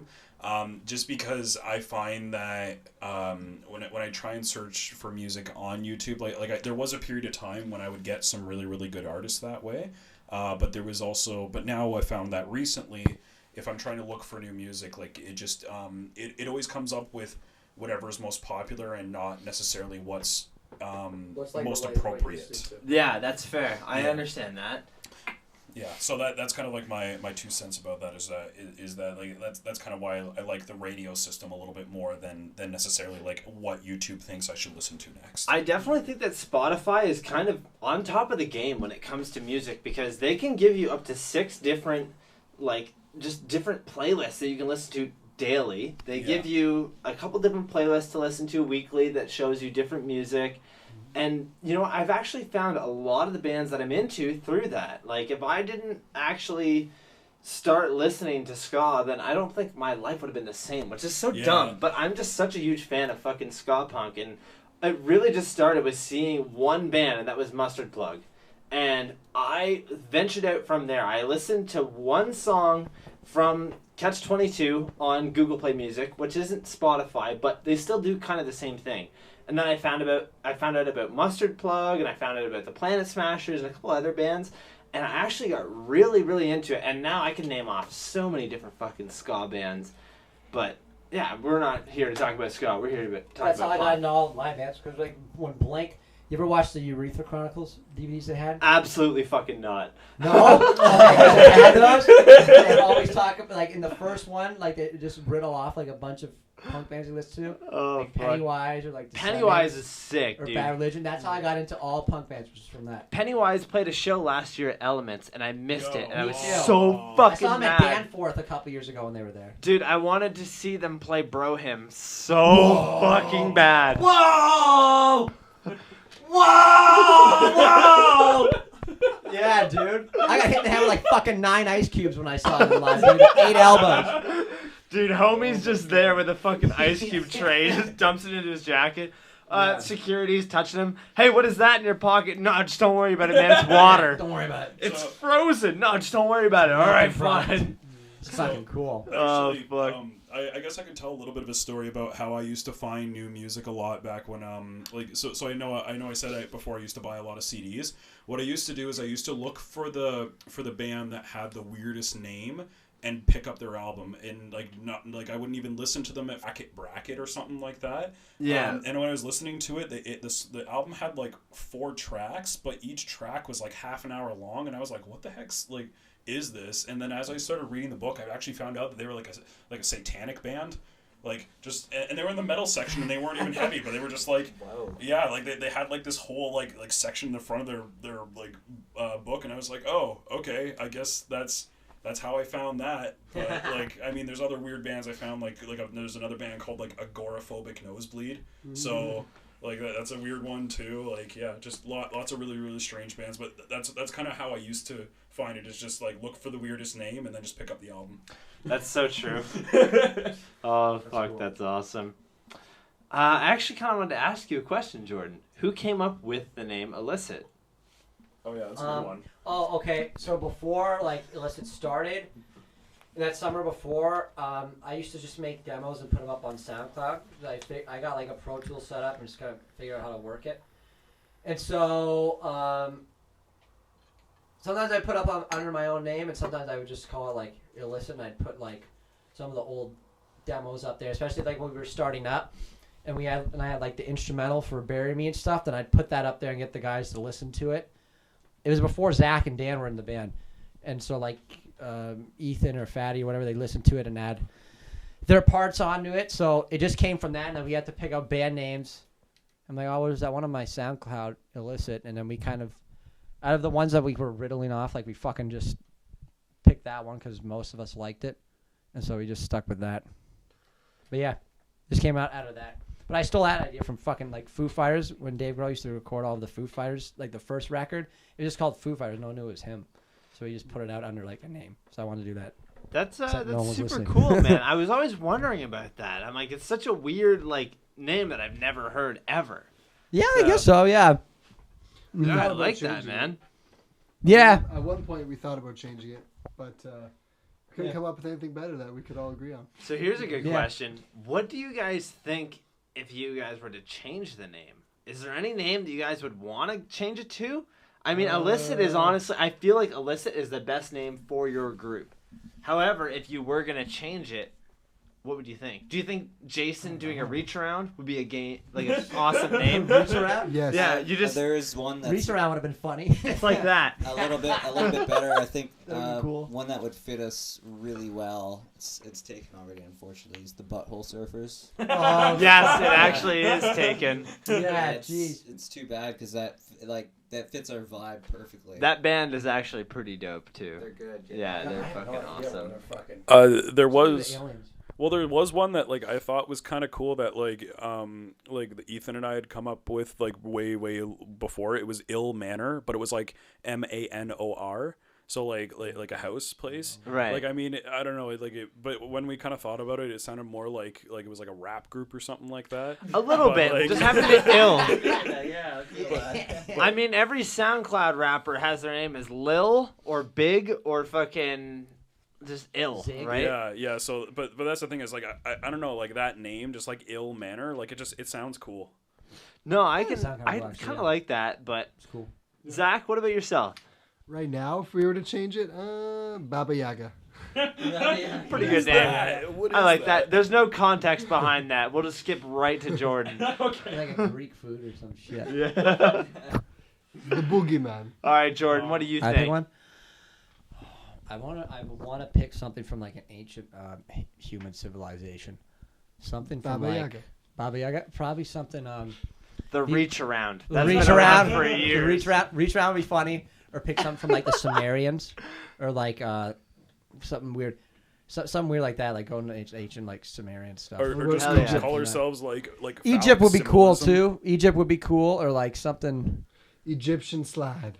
Egyptian slide, something Hell like that. yeah. Yeah, some weird pharaoh stuff. Alrighty, so Dan, I have a fucking question for you. Have you heard of Primus? Earlier, you mentioned just listening to bands that have like weird lyrics and stuff like that. Les Claypool from Primus, who is the bass player as well as the actual vocalist, is probably the best bass player in the fucking world. I would say that personally.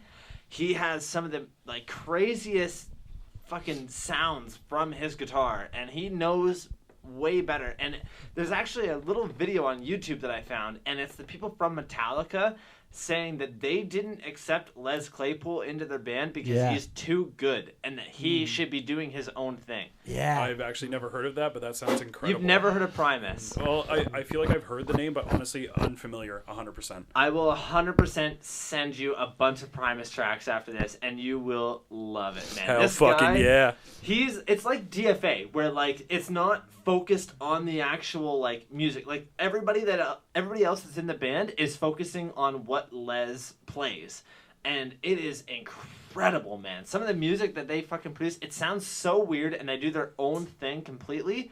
But like if you were to listen to the actual bass tracks and what he's doing, holy shit, man, this guy fucking is unbelievably good. I think he's only rivaled by Cliff Burton by a little bit, Potentially. potentially. yeah. Geez, he was pretty good, huh? So here's a good question. Fuck. Here's a good question for everybody here. Does anybody get nervous in front of playing a new crowd? Like, let's say you guys had to fucking head out to Toronto tonight. You've never played this venue. Bunch of new people. Would you guys be nervous? And what do you guys do to actually cope with that? I get nervous pretty much. I get like anxious nerves where I'm excited, but I'm still nervous. I don't know. Can I just deal with it, I guess? Just Deal with it. yeah, whatever. I guess I'm nervous the whole day or whatever. It's kind of like Yeah. the only option, right? Like, I find myself when doesn't really relate, but it kind of does, because I feel like you would probably get the same adrenaline that I get when I'm about to try something fucking new. So a lot of like BMX stuff, when you're about to try something fucking huge that you've never done before, you'll get that same feeling. Like the day that I tried the biggest trick that I've ever done before, I was nervous all fucking day, and then we went there, took me like 20 run-ups, and I fucking did it. But it was like one of those things that I honestly, when I was doing it, I didn't feel like I was doing it at all. Do you feel as if like... Yeah, Yeah. I get that with shows.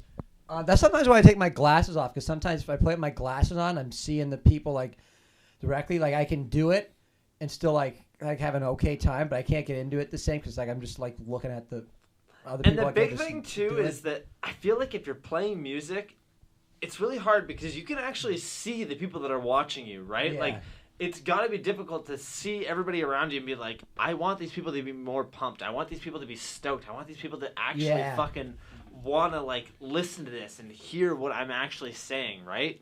Yeah, definitely. I'd say that for sure. Cause you want people to like try and get into it and stuff too, but you want to be like that band who thinks they're playing fucking Reading Festival. Yeah, like, that's fair. Likes them or some shit too. So I don't know. You just gotta try and get into it as much as you can and stuff. But yeah, I don't know. Like once you start playing and then it's cool and you kind of forget you're doing it sometimes. But you can also do the opposite too, where it's like, yeah, fuck, I gotta just like do it. Yeah, You know what I mean? So you're that's not completely stuck. fair. Yeah. Zach, how about yourself? How do you deal with just nerves in general? Right after we start performing, again, maybe a little bit nervous because of that adrenaline rush you were talking about. Yeah. But then, like you were saying, it kind of just comes naturally. Most of it's kind of muscle memory at this point. So, yeah, I kind of focus on not messing up, and then the crowd kind of disappears. Sometimes I'll look out. I could probably engage the crowd more with what I'm doing, but the times that I do, like, yeah, I don't necessarily feel too nervous. Maybe after the fact, I'm like, did I look like an idiot or not? But during, no, it doesn't really cross my mind. I do gotta say, every time that I've came out and filmed you guys, Zach is 100% on top of that shit. He always fucking kills it. He's always doing cool shit with his fucking guitar. He's killing it, man. His pictures Fuck are the yeah. best, dude. His pictures turn out for shows. Absolutely. Fuck yeah. Apparently, I have a good play face sometimes. Fuck yeah. Dude. Dan, my dude. Yeah. Honestly, like I think I might be the odd one out here where like it doesn't affect me in any way, shape, or form. I feel like honestly, like I'm a performer through and through. I like being in front of people, and the way I kind of feel about it is that like, you know, if I put my all into it, like, you know, it doesn't really matter like what anybody else thinks. Like, you know, I'm out there doing what I want to do with people that I enjoy being with and like who inspire me to keep doing what I'm doing, and because of that, like, you know, as long as I'm being happy and I'm not harming anyone, then yeah, like there's nothing to feel bad about and nothing to feel nervous about either. I love it. It's what I live for. Yeah, I could definitely take that from somebody that plays 4 strings instead of 6. It does take a bit of the pressure off, not gonna lie. There you go. No, you fucking kill it on bass, man. You do such a good job, so shout out to you. Yeah. Jason. Shout out to this guy right Here's a next really to me. good thing, too, is that Jason just started playing in the band and that he's kind of just being thrown into all of this. So, Yeah. Jason, how do you feel about having those nerves, right? Like, just being nervous before you're going to play a show. I guess sort of the spin-off of what Dan said. I think I'm like long past my nervous days because that was mostly with my first band. When I was just playing open mic nights with them and stuff like that, and my hands and my every part of my body would just get sweaty as fuck. But it's not so much that anymore. It's more so depending on like how my stress levels are. If I end up forgetting parts, and I just get more so mad at myself, and I'm like, oh, like how did I fuck that up? And I'm playing live and shit like that. So I start getting sweaty because I'm like, well, like I know this, like I know I should do this, but I don't really ever get like, even if I think we played to a crowd of 200 people, I don't even think I'd be like in the slightest bit kind of nervous. I would just be like, well, I just need to focus on like what I'm doing and just try and be loose about it and stuff like that, and try and have fun with it, but not take myself too seriously. But I think the only thing that ever really happens is I'll fuck my parts up and then I'll just keep playing though. because it's like as soon as you stop, people will notice, and then they'll know that you fucked up. So I just keep going. Yeah, I'll make a weird face during a show, but I'll never stop playing because I'm like, no, like I'm better than that, you know, like, and people never catch it, which is good, and I just, you know, I don't seem to really care one way or the other. So that's a very good transition into my next question was, how do you guys deal with fuck-ups in general? Like, if you guys mess up a certain thing, with you, Jordan, it's got to be way harder because you actually do the vocals, and if you were to just say something else randomly, certain people that have listened to the music are going to be like, yeah, what the fuck was that? fuck is this guy doing? I did at the last show when we were playing Lost Days. Yeah, the second pre-chorus I fucked up and I said the first pre-chorus as Fatty's saying the second pre-chorus. You gotta be fucking shitting me. How many times we played this song and I'm still... Yeah, that sucks when you mess up, like lyrics or something like that. But most of the time I'm pretty good with lyrics. Like, last show, actually, like from the last question, I was a little bit nervous for because like the intro, we added a bunch of singing to it. And so it was all brand new lyrics to memorize. But like once you get them down, it's like, okay, that's cool. But yeah, if you fuck up, like if your voice just randomly, sometimes you can't help it. It just like cracks. Oh, yeah. Or if you're screaming and stuff like that, like you might just do it from the wrong place for a split second. You get the weird noise, and it's so like, oh fuck. Yeah.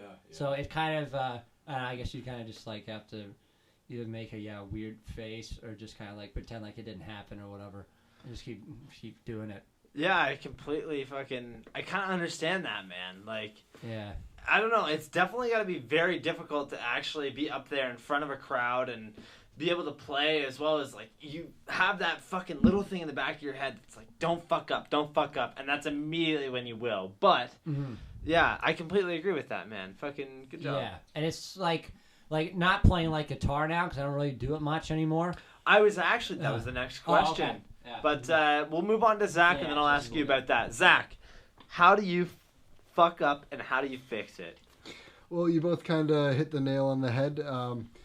If you're kind of not thinking about it, not getting stressed out about messing up, then you're less likely to mess up. Or when you do mess up, just act natural, like it was meant to be. That's part of the song. Unless it's your second time hearing it, then this is a live version of the song. There you go. I can still remember the first time we had I guess a noticeable maybe mistake because our drummer kind of stopped drumming for a second. Yeah. Right? Yeah. So that's fuck, one of the most Fatty? noticeable ones. No, but he did it great. He came back in right on time. Yeah, No, that was not at the one in first show. Hamilton at the Taco and Metal Bar. Like I looked back at him and I was like, yeah. what are you doing? Wait, what? At the first time we played that? Yeah, the first time we played there.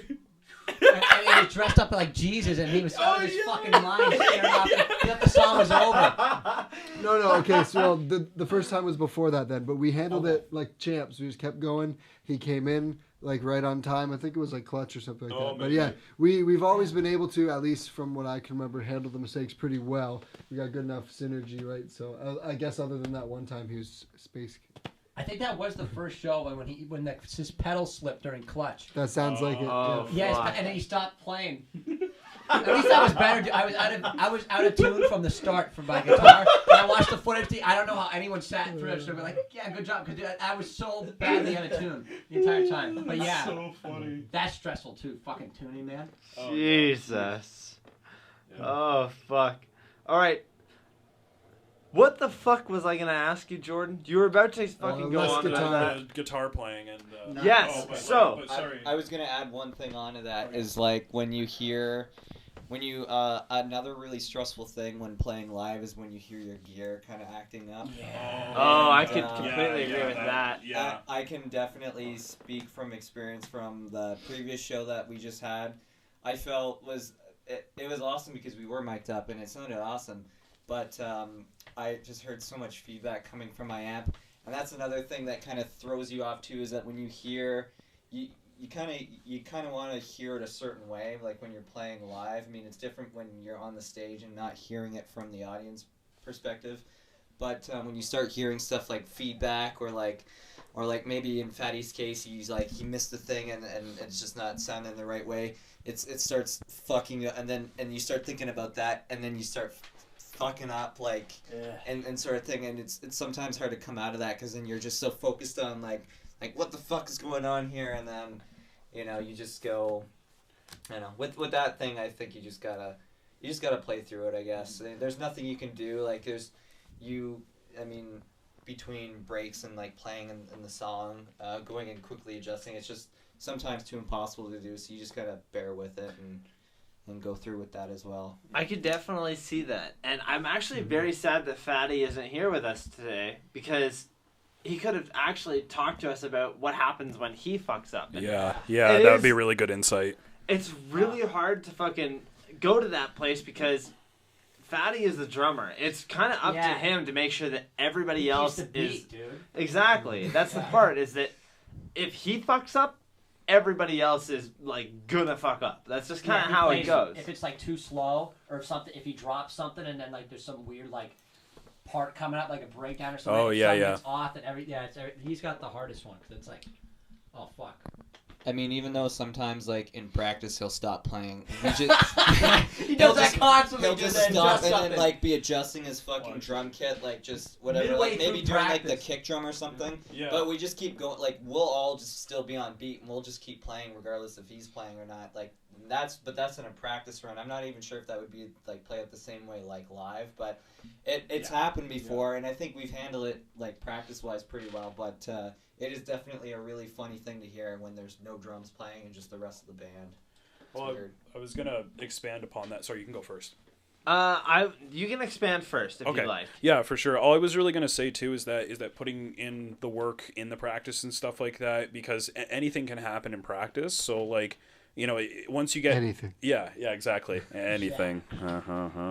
But yeah, like just getting used to noticing that, like, you know, things like that can happen. Like, obviously in practice, like, there aren't really any stakes there because it's practice, but you kind of you get so comfortable with it that when it comes to the live show, at least like for myself, like, you know, I know what I need to do, and then if, like, you know, if I do mess up slightly, just, like, you know, just get back on track, like, just get back to where you need to be, keep, you know, just keep going, and practicing, you know, diligently and consistently is going to make sure that you can handle any time that there is, like, a mistake like that.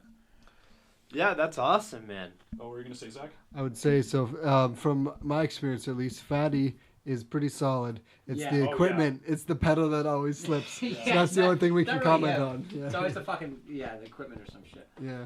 So, Jordan, I wanted to jump into this. Recently, I've noticed that you haven't been playing guitar. You've been just doing vocals. Is that something that you guys are going to be doing from now on, or will this just be a little bit of a temporary phase? Did Jason just come in and take your fucking part?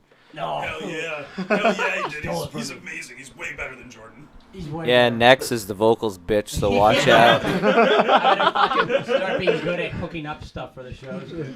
Dude, can you imagine? Fucking that's everybody kinda just brings Jordan into a room. I gotta be honest, man. Jason and his beard, he's the winner. Fuck you. Bye, Jordy Cakes. Yeah, I think I'm gonna keep doing that all the time. I like it. Okay, so I feel like I can sing a lot better when I'm not trying to do the guitar, because I can do it the same time, but I just feel like I can do it better. I can get into it more. Kind of focus on it a little bit easier, Yeah. right? Like, that's a big thing. And I really liked the fact that you guys had 3 guitars, but honestly, I don't think I'm going to miss it. Like, if you guys just stuck with just you singing, I really wouldn't miss it that much. Like, Jason's able to kind of cover your ass on that, and you know what? If not, Zach's got it fucking covered. He's way better than Jason. Fuck you. It's true, like a lot of like new songs anyway, they didn't really need 3 guitar parts, so all I was doing was like cutting out during the verses, maybe adding like power chords and shit in there. Yeah, and it's cool too because then the riffs can actually be like more riffy, like they can be hard. Which I can't, if something's insane, I can't do it while singing. So it's kind of cool just doing the singing, and I can actually figure out how to like work my voice better and sing from the right spot, and not like crack out as much or whatever. I gotta just do it way better. It's fun. Yeah, exactly. And you know what? You can always just have a guitar on you and just wait, and then all of a sudden you guys can just jump into 3 different guitars instead of 2. Yeah, we do that for like. I was gonna say there is a song that you guys do that. I did notice that while I was filming. Yeah, no, it's 100% Lost Days, and Lost Days in itself is just like it's a very complicated song. Like there's a lot going on in that song. But yeah, like I mean, I think everybody is very happy with Jordan moving to doing vocals primarily versus playing and singing. It'd just be like because he has just improved so much with his own vocal ability and I think having the ability to focus in. Yeah, it's great. It's very, very good. And we needed a front man. We needed someone to be the interaction with the audience. Stuff, Yeah, there you go, Jordan, man. we can let him loose on the audience. Fuck Cue the evil laughter. Whether they like it or not, man. Well, let me know if you guys ever need a hype man. Oh, yeah. Fucking Fuck yeah. down. Maybe an alien mask like the head. Oh yeah. There you go. That'd be cool. Well, and I was gonna say it's also kind of cool because I think it catches people off guard when we have just the vocalist, but then he'll jump in with the guitars like for a song or two, and I think it definitely kind of throws that in. Like, one thing that I really remember just from the night that I filmed you guys recently with Fairway Drive is that they actually switched instruments, and that is so fucking cool to That's me, fun. man. That is something that, like, really shows that you are good at what you do, right? If you're able to kind of switch from vocals and then just play drums or even something like that, it really shows how much you actually care about the music that you're making. That you're able to kind of just jump in and do whatever you need to do. And you just don't want to like throw guitar parts in. Like if it's already sounding cool with them too, then it's like I'm just gonna like throw in like a G chord or some shit just because I have to have like the guitar going or something. So you don't want the sound of the songs getting just like mudded out, muddy and shit, just because having to feel like you have to add in a third guitar or something. Yeah. For sure. And actually, I gotta give a quick shout out as well to SouthBound. When we played with them at the Red Papaya, they had that one song where like Ethan went off guitar to like main vocals, their main vocalist went to drums, and their drummer went to like either bass or guitar or something like that. So like they all like switched around for one song. It was super duper cool. It's giving us Hell ideas. Yeah, exactly. Yeah. Dude, SouthBound is actually sick. Their fucking vocalist is cool as fuck. I met that dude, awesome, and sick. it was so funny too because I'm just a fucking ska kid who's like skanking in the pit, having fun. Everybody else is being punk kids, but he was like, he's just such a cool fucking dude to hang out with. He was so nice. He was like the only fucking person to kind of get up and get everybody moving during Fairway Drive, which is awesome. Yeah, Those guys, honestly, I really liked their stuff. They were really good. Oh, yeah. Which band are you talking about? Fairway Drive. Okay, Fairway Drive. I didn't know which band was going on. Jordan's just off in the corner in his own fucking world right now, man. Yeah, Fairway Drive are cool, dude. Yeah, They're they're nice, super too. sick, man. Yeah. So I kind of wanted to jump into how often does everybody practice? I know that you guys would definitely practice with each other quite often, but do you guys just kind of do your own thing at home to make sure that you're kind of up to date on it, and maybe you can, find something else different about the song that you might want to tweak? So, Jordan, how often do you practice? I play all the time. So, like, if I'm watching TV, like at home or something, I'm always playing and, like, writing songs while I'm watching TV or something. So He's playing right now. Yeah, I'm playing right now. Right now, on the podcast, he's actually writing the next huge Illicit song. Huge Illicit song. I just like writing songs all the time, so it's like I'm always thinking about them. Yeah, exactly. That's awesome. Yeah. That's really cool, man. I find that people that are able to kind of think about what they're doing and do it all the time, it actually does add, like, a little bit to it, right? Like, I don't know, myself personally, like, I'm currently working on a TV show that I'm going to create with my buddy Rob. And Oh, fuck yeah. a lot of the times, it's just in my fucking head, like, shit that could be really funny for it. And I think that is a big thing, too, right? If you can kind of take music and put it into your own personal life that you do every single day, it can really help out with that. Oh, for sure, dude. Like, I'm sure you have the same thing, like, ideas of, like, oh, this, like, if you're doing the cartoon shit, you're like, this guy should stand here and do this and shit. I have the same thing with melodies. Like, this lead should be here, or there should be a gain vocal here. This needs to be catch here. You just run it through your head, like, nonstop, and it's just, like, you try to get it as good as it could, like, possibly be. Hell yeah. Dan's, he's handing out the fucking Sailor Jerry's. Hell yeah, man. Let's give it up to the man of the hour here, Dan. Dan of the drinks. hour. He is, he's definitely mixing up some drinks here. Oh, man. But, Zach, how often do you practice? Well, we practice as a band at least once a week, usually. And then at least one or two more times on average a week. Usually weekends are a good time. Saturday morning is key. No, there's no more cartoons on because I don't have cable, so I got to practice guitar. Yeah. There you go. Much to my No neighbor's Looney Tunes. dismay. Yeah. Oh, that's awesome. Jason, how often do you practice? I practice about as much as I wank. That's No. That's a lot, by the way. it's a lot. No, I'm basically like anytime I'm home on my own, I have the guitar in my hand. Is that because like the way I figure is that like I want to like these guys know the material like 10 times better than I do. So even from day one, I was like when Jordan sent me the first tracks, like hey, like learn how to play these. I practiced like probably them like straight like 8 hours a day for as many days leading up to the first thing.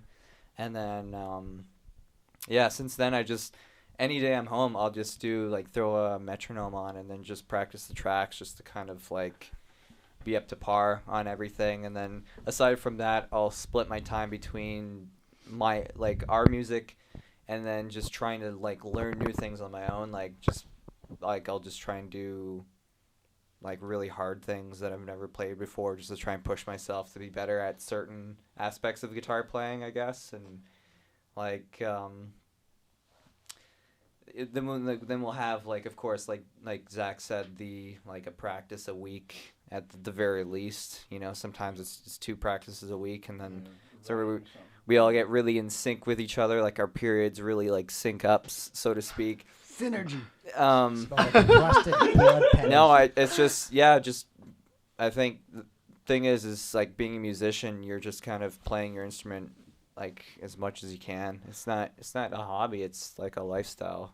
No, I completely agree with that, man. And I know that BMX doesn't relate too much with it, but BMX on a whole is, again, a lifestyle. Like, if you're very into it, then it is a fucking lifestyle. Like, myself personally, I think about BMX constantly. I am constantly thinking about new tricks that I could do, or just even the people that I meet. Like, I have been all over fucking Southern Ontario as well as Quebec, and I have met some of the fucking greatest people that I've ever met. And here's the fucking cooler part, is that when I was filming my first video, I actually met a lot of people from across the world just through the internet. Like, I met fucking one of the head people for one of the biggest magazines in BMX just through making stuff. And I definitely think that's a big fucking part of it.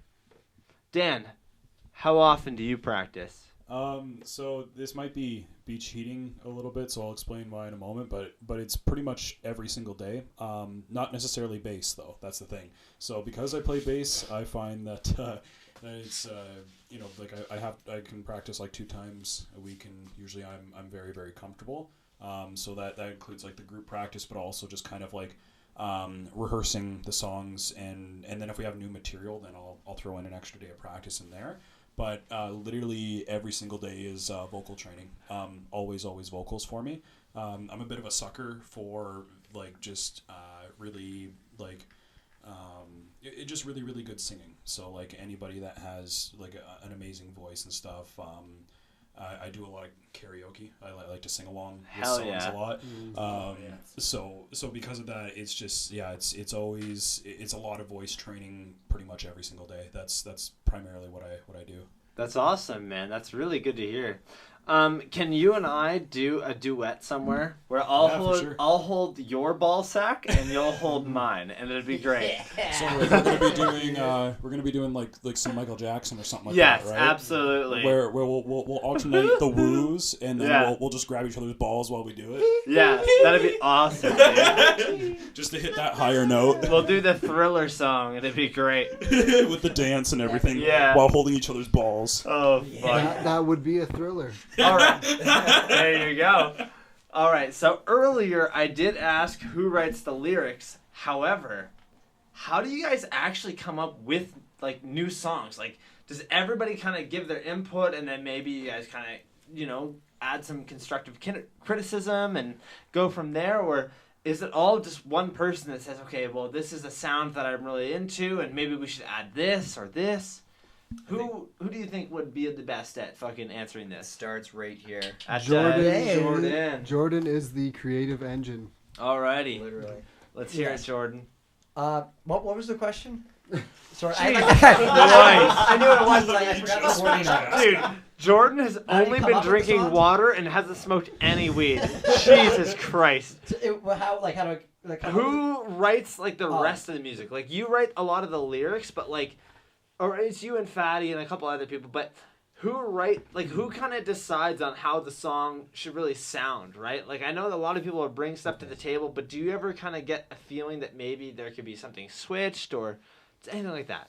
Yeah, like, so most of the songs, like, roughly, like, the main idea of them, like a rhythm guitar and a vocal, like, I'll write at home.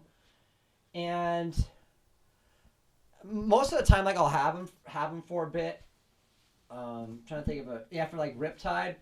Like, I think I came up with that, like, at work, like, when I was working at the factory, like, just, like, hum melodies, and if something sticks in my head, then I know it's not too shitty if it's stuck in my head, so it must be all right.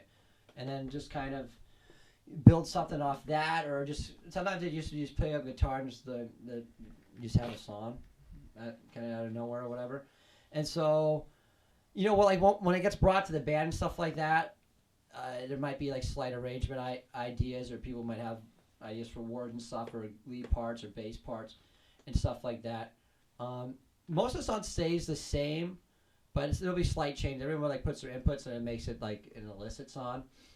But yeah, I don't know, just coming up with them at home, and like I said before, like always working on them all the time and stuff. I always have like melodies, like All a Dream, for example, like the chorus in that in the rhythm guitar, like when I was working at like Walmart, like doing the carts and shit, I was listening like A Day to Remember a lot, and I wanted to write something like that, so I just had that it was all a dream line, and just kept that in my head, and I never forgot it. And then a few weeks later, just like made it a physical thing on my Pro Tools and sent it to people and say, hey, what if we work on this or whatever. So I can come up that way too, either physically making it or just coming up with something in my head, and then it gets brought to everybody, and everybody puts their ideas on it and stuff. So That's awesome, man. That's actually really fucking cool. Good job, man. More recently, I guess I've kind of helped a little bit with that. yeah, like Pumpkin Spice, for example. Pumpkin Spice. That came out of just like him playing. There's like a random little finger picking thing that I did that I showed Jordan, and he's like, "Oh, that's cool. Let's do." Later, I just showed that first intro part, and he just made a whole song off of that. And then the intro I came up with through just like a practice thing that I would do to kind of practice certain melodies and stuff like that. And more recently, another it's not even like a track that's really come to fruition or anything, but it's kind of more of a little jam that I did that I showed Jordan again, and he's like, "Oh, cool! Like I'll write some more shit with that." So like I've kind of, but like the same thing. I mean, I think everybody kind of pitches in, especially when it comes down to the recording of it all. Mm-hmm. I like almost last minute, not really last minute, but like when we're sitting there in the studio and we're like, well, what would be something really cool that we could do? And then we'll play something and it's like, oh, that's fucking sick. And then we'll just throw it in there, and then that just becomes a part of the song sometimes, I guess. So that's another thing as well. And it's cool too. That's Like, awesome. if Jason like it comes up like for Pumpkin Spice, for example, he comes up like with a riff. It's cool when someone else has like a cool riff, and you could like build a song off it. Like it's makes it like more fresh, so it's not like you're like in the same kind of like ideas all the time for songs. Because sometimes you could write the same thing like over and over again. I already did that. It makes the songwriting process, I think, a lot more streamlined. Like, and you just kind of get like a song like I don't know, it's like, oh, that could go here, and you could do that. So it's like cool when someone brings a riff and you just write something to it. It's yeah, cool. I don't think we could ever really get stuck when it comes to the songwriting process either, which is nice. Yeah.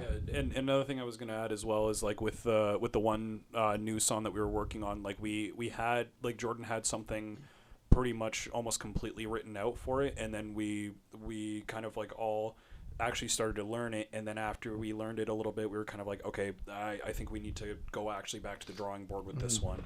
So we like Jordan kind of went back and changed some things around and like added new parts, and now it's like it's so much more flushed out. So like it was kind of, like that's the thing, is it's not just like every single song, like, we write it, we adjust it, and then it becomes a song. Like sometimes we have to go all the way back to the beginning to be like, okay, like something's not working here, we need to start from like square one or square two again. No, it's awesome, man. It's fucking kind of interesting to hear about how everything kind of comes together, right? But here's a decent question. How does music fit in with your daily lives? Like, how do you balance out learning as well as, thinking about the new stuff that you guys are kind of create? Like, does it kind of affect your daily lives? Is there any, like, I don't know, do you spend a lot of your time just working on new stuff? Oh, yeah. Yes. I would say it definitely affects my life. I get a craving for my guitar if I don't play it in a couple days. Yeah. Get that itch. Just need to touch some strings. That's gross. Get that itch. Yeah. Like, Jordan, yourself, how do you feel about that? yeah, it's pretty much like one of the only things I do. Like, even if I'm doing something else, like I'm doing that, or whatever. Say that and like jokes, or like There you dumb go. shit I think is funny. Yeah. like the two things. I mean, I think about stuff I think is funny or songs. So it's like they kind of always like they're always like both going. So yeah, I'd say it's pretty much like the whole life, I guess. That's honestly a fucking good answer. I like that. Yeah. However, some of the jokes, I feel like, I forget the name of it. It's James something. James Whenever- Hetfield? Yeah, every time you guys Yeah. fucking play, you always throw one of those in. I love it. It's great. Yeah. Yeah. Yeah. Yeah. For whom the bell tolls! Time marches on! On! Metallica loves you, Quebec! Metallica loves Quebec! You would not believe how many times Jordan says, "Oh, Fatty, play the drums like Lars," and then just Gush, gush, gush, gush! I love it. That's awesome. Fun. Oh, fuck. Oh, man. Dan, how does practicing and everything else kind of balance out with your regular life? So honestly, my entire life is really shaped around it. So what I'm doing, because like I'm someone who has to prep a lot. If I'm not properly prepared, that's when I get stressed out and I get grumpy. So the thing is like whenever we have a show coming up and stuff like that, I have to prep to figure out like, okay, like what do I need to do first? Is there anything that's coming up the next day? And like what time do I need to be back by? What time do I need to be there by? Like there is so much that that goes into like making sure that I'm available. Now it's also because I love it, but yeah, it's literally like my entire life is shaped around making sure that I'm available and adjusting things to make sure that we're gonna be able to do what we need to do. That's awesome. Jason, how about you, my dude? Wow, this is a loaded question right now. Basically, Jason has nothing to do other than learn music. Well, yeah, for the most part, like right now, there was a point in time when I was working like full time, and it didn't really affect any of the day to day when it came to music because like I'd work either early in the morning till like 5 at night. I'd come home, easy sort of thing, just practice. There was other times though where I'd work, in the afternoon till like nighttime. I'd come home and it's like maybe 11 at night, but that didn't kind of dissuade me from like practicing and stuff. I would usually practice till like 2-3 in the morning, sort of thing. I had a lot of drive back then. Now it's more like I definitely want my sleep, but I still, when there's a will, there's a way, sort of thing. So I'm still able to really fit music into whatever I'm kind of doing, because I know that there's gonna be, like I have to keep up with it. I'm not gonna just like, maybe in a couple days I'll practice this or that. And, I try and at least touch with music like once a day, especially being in a relationship and stuff like that is adds a different vibe to it, because there's There's a lot of sex that you have to have while you're in a relationship. It can be kind of difficult to balance out with your other, daily true. priorities. It's true. It's so true. And I think after the sex, it's the best time to practice because you're at your peak of your adrenaline rush. I can completely agree with that. I like Yeah. that. Good Yeah. job, man. Yeah. Zach, how do you fit in your daily life just with music in general? Oh, well, I guess it's something I use to unwind sometimes when I come home from work. Sit there, pick up the guitar, and play away. Yeah, That's so- actually a really good answer because I feel like Jason, to unwind, he just does a bunch of crack cocaine and jerks off in the corner, and it can be kind of weird, man. Yeah, Like he's just a general Got blow on delinquent. his nose, whacking off. he is a little bit of a delinquent. I like that. He just he likes to go and fight the system. Like it's cool, but like when you're doing it with your pants down, like that's obscene. I know. It is very fucking strange. That's one of the drawbacks of meth, I suppose. Yeah, it definitely is. Which is the correct drug. It's not crack cocaine. It's meth. Okay, yeah, there we go. He is the embodiment of illicit. There we go. Alrighty, guys. So I think we're honestly gonna just do one little thing left, and then I think we're gonna end it off. It's been a very good podcast so Yeah, far. thanks for Thank having you us. guys for coming out. Yeah, thank you for having us. It was an honor. Yeah, thank you. I just want to ask, what kind of shows do you guys have coming up? Where are you guys gonna be playing? Where can people find you? Yeah, I don't remember 100%. Okay, so July 12th, we're playing at Harmony Lunch. Waterloo, we're playing this Battle of the Bands for Battle for Hope Fest. So whoever gets picked for that gets to play Hope Fest. So that'd be really cool. Check that out. After that, we're playing July 20th in Brampton, and after that, we're playing Harmony Lunch again with Danger Liker on the 25th of July. If you want to check us out, Instagram is Illicit Band Canada. Facebook is Illicit Punk Band, and our music's everywhere. So you find us Spotify, YouTube, wherever you can find music, you can find us. Hell yeah. Cool. That's awesome. Check out our merch too. I just want to do a quick plug for the show on the 25th as well. Of course. So that one that we're doing with Danger Liker, it's actually a benefit show. Yeah. So all the proceeds are going to go to I believe it's one of their friends who's currently in a battle with cancer, I believe, right now. So definitely make sure you come out to that one. It is local. Harmony Lunch isn't that hard to get to despite the construction right now. There's a parking lot on Bridgeport right behind, and even if you go down Regina, there's more parking there. It's going to be for a fantastic cause, so please make sure you try and make it out to that one. Yeah, check So it out. basically, anybody listening right now, if you don't come out, you're a fucking bitch. You better show up. Kick your Fuck fucking ass. you. And to expand a little bit more on that July 12th show and that Harmony Lunch, the battle for the bill, as Jordan said, it was to get on the bill for this year's Hope Fest. It would be a big show for us to have as much support as we can, to have everybody come out for us, to have everyone cheer for us, because to get on the bill for this year's Hope Fest would be such a huge thing for us. It'd be awesome. We get to play Maxwell's on the small stage. All right, so what day is that show that you're talking about, though? I'm pulling up my calendar. So it's in September. It's definitely on the Hope Fest or July. The Hope first Fest. one. The first one. well, July July 12th? 12th. It'll be at Harmony Lunch. It's Okay. a Friday. Yeah, it's a Friday. Now, did you guys have a show on the 27th of July? We 25th. don't. That We're gonna was have something in June, but we're doing recording now. So. Oh, Yeah, okay. it's- Yeah. This month is just set aside for recording. July 12th is going to be the actual official thing. We'll be replacing the 27th. The 27th was supposed to be a show that we were going to do. It's in our best interest to do the 12th because that one's going to push us towards minor success. For sure. So everybody, show up on the 12th because I'm gonna be there, and I really want to crowd surf. So you guys gotta pick me dude. up, man. I Well- can't just crowd surf by myself. And, assholes. and let me tell you something. You can really crowd surf at Hope Fest because it's probably going to be a big one this year. Yeah. Hell Just yeah. the hype behind it. Kyle's been posting on Facebook. Everyone really hyped up for it. I'm super excited to hear whoever the big band is going to be. I'm excited to see who the little bands are going to be. Here's a little shout out. Hopefully Danger Like are going to be on this year's Hope Fest. Well, hopefully some other cool bands will be up there with us, but For sure.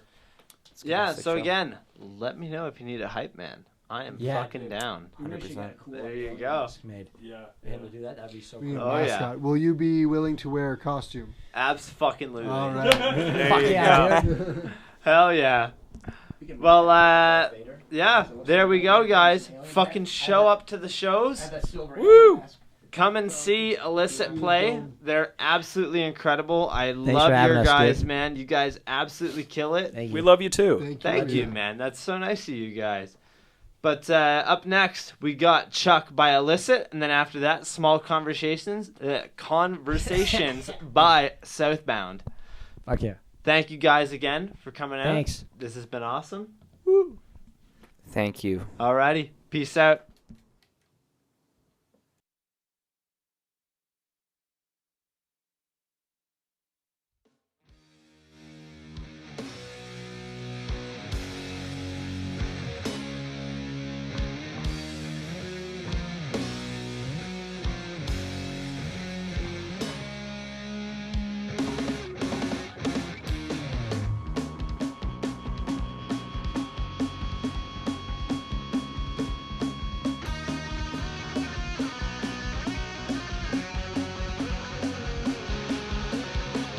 I'm always trying to let the thoughts in my mind. I gotta get forever and I fall down deeper.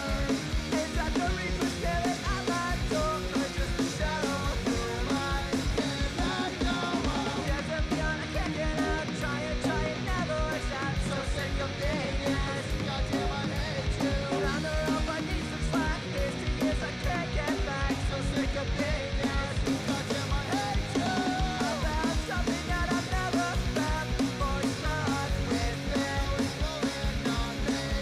It took years just to pull it off. And when I did it, fucked up my walls.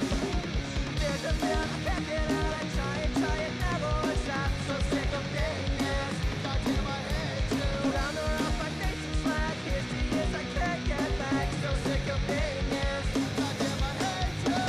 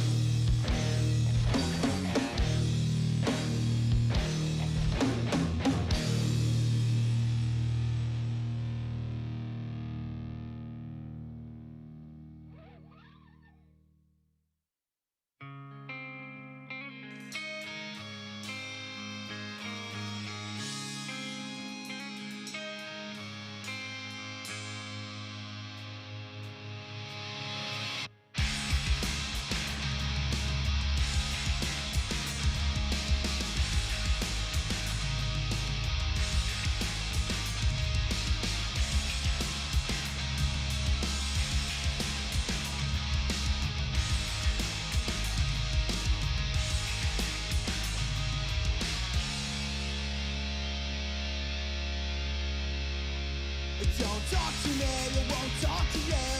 Selfish thoughts come seeping through. I don't wanna drag you down. It's been long enough and I'm still caught up. Thick and skin, not acting tough. I can't get my mind out of the sound. My lack of interest sits in everything. When apathy has the best of me, I'm laced with sweat, constant reminders of who I am. Please stay back. No part of me will ever be able to stick up flat. I'll let you down, I promise you. I always retract. I'll let you down with small conversations. What good is that?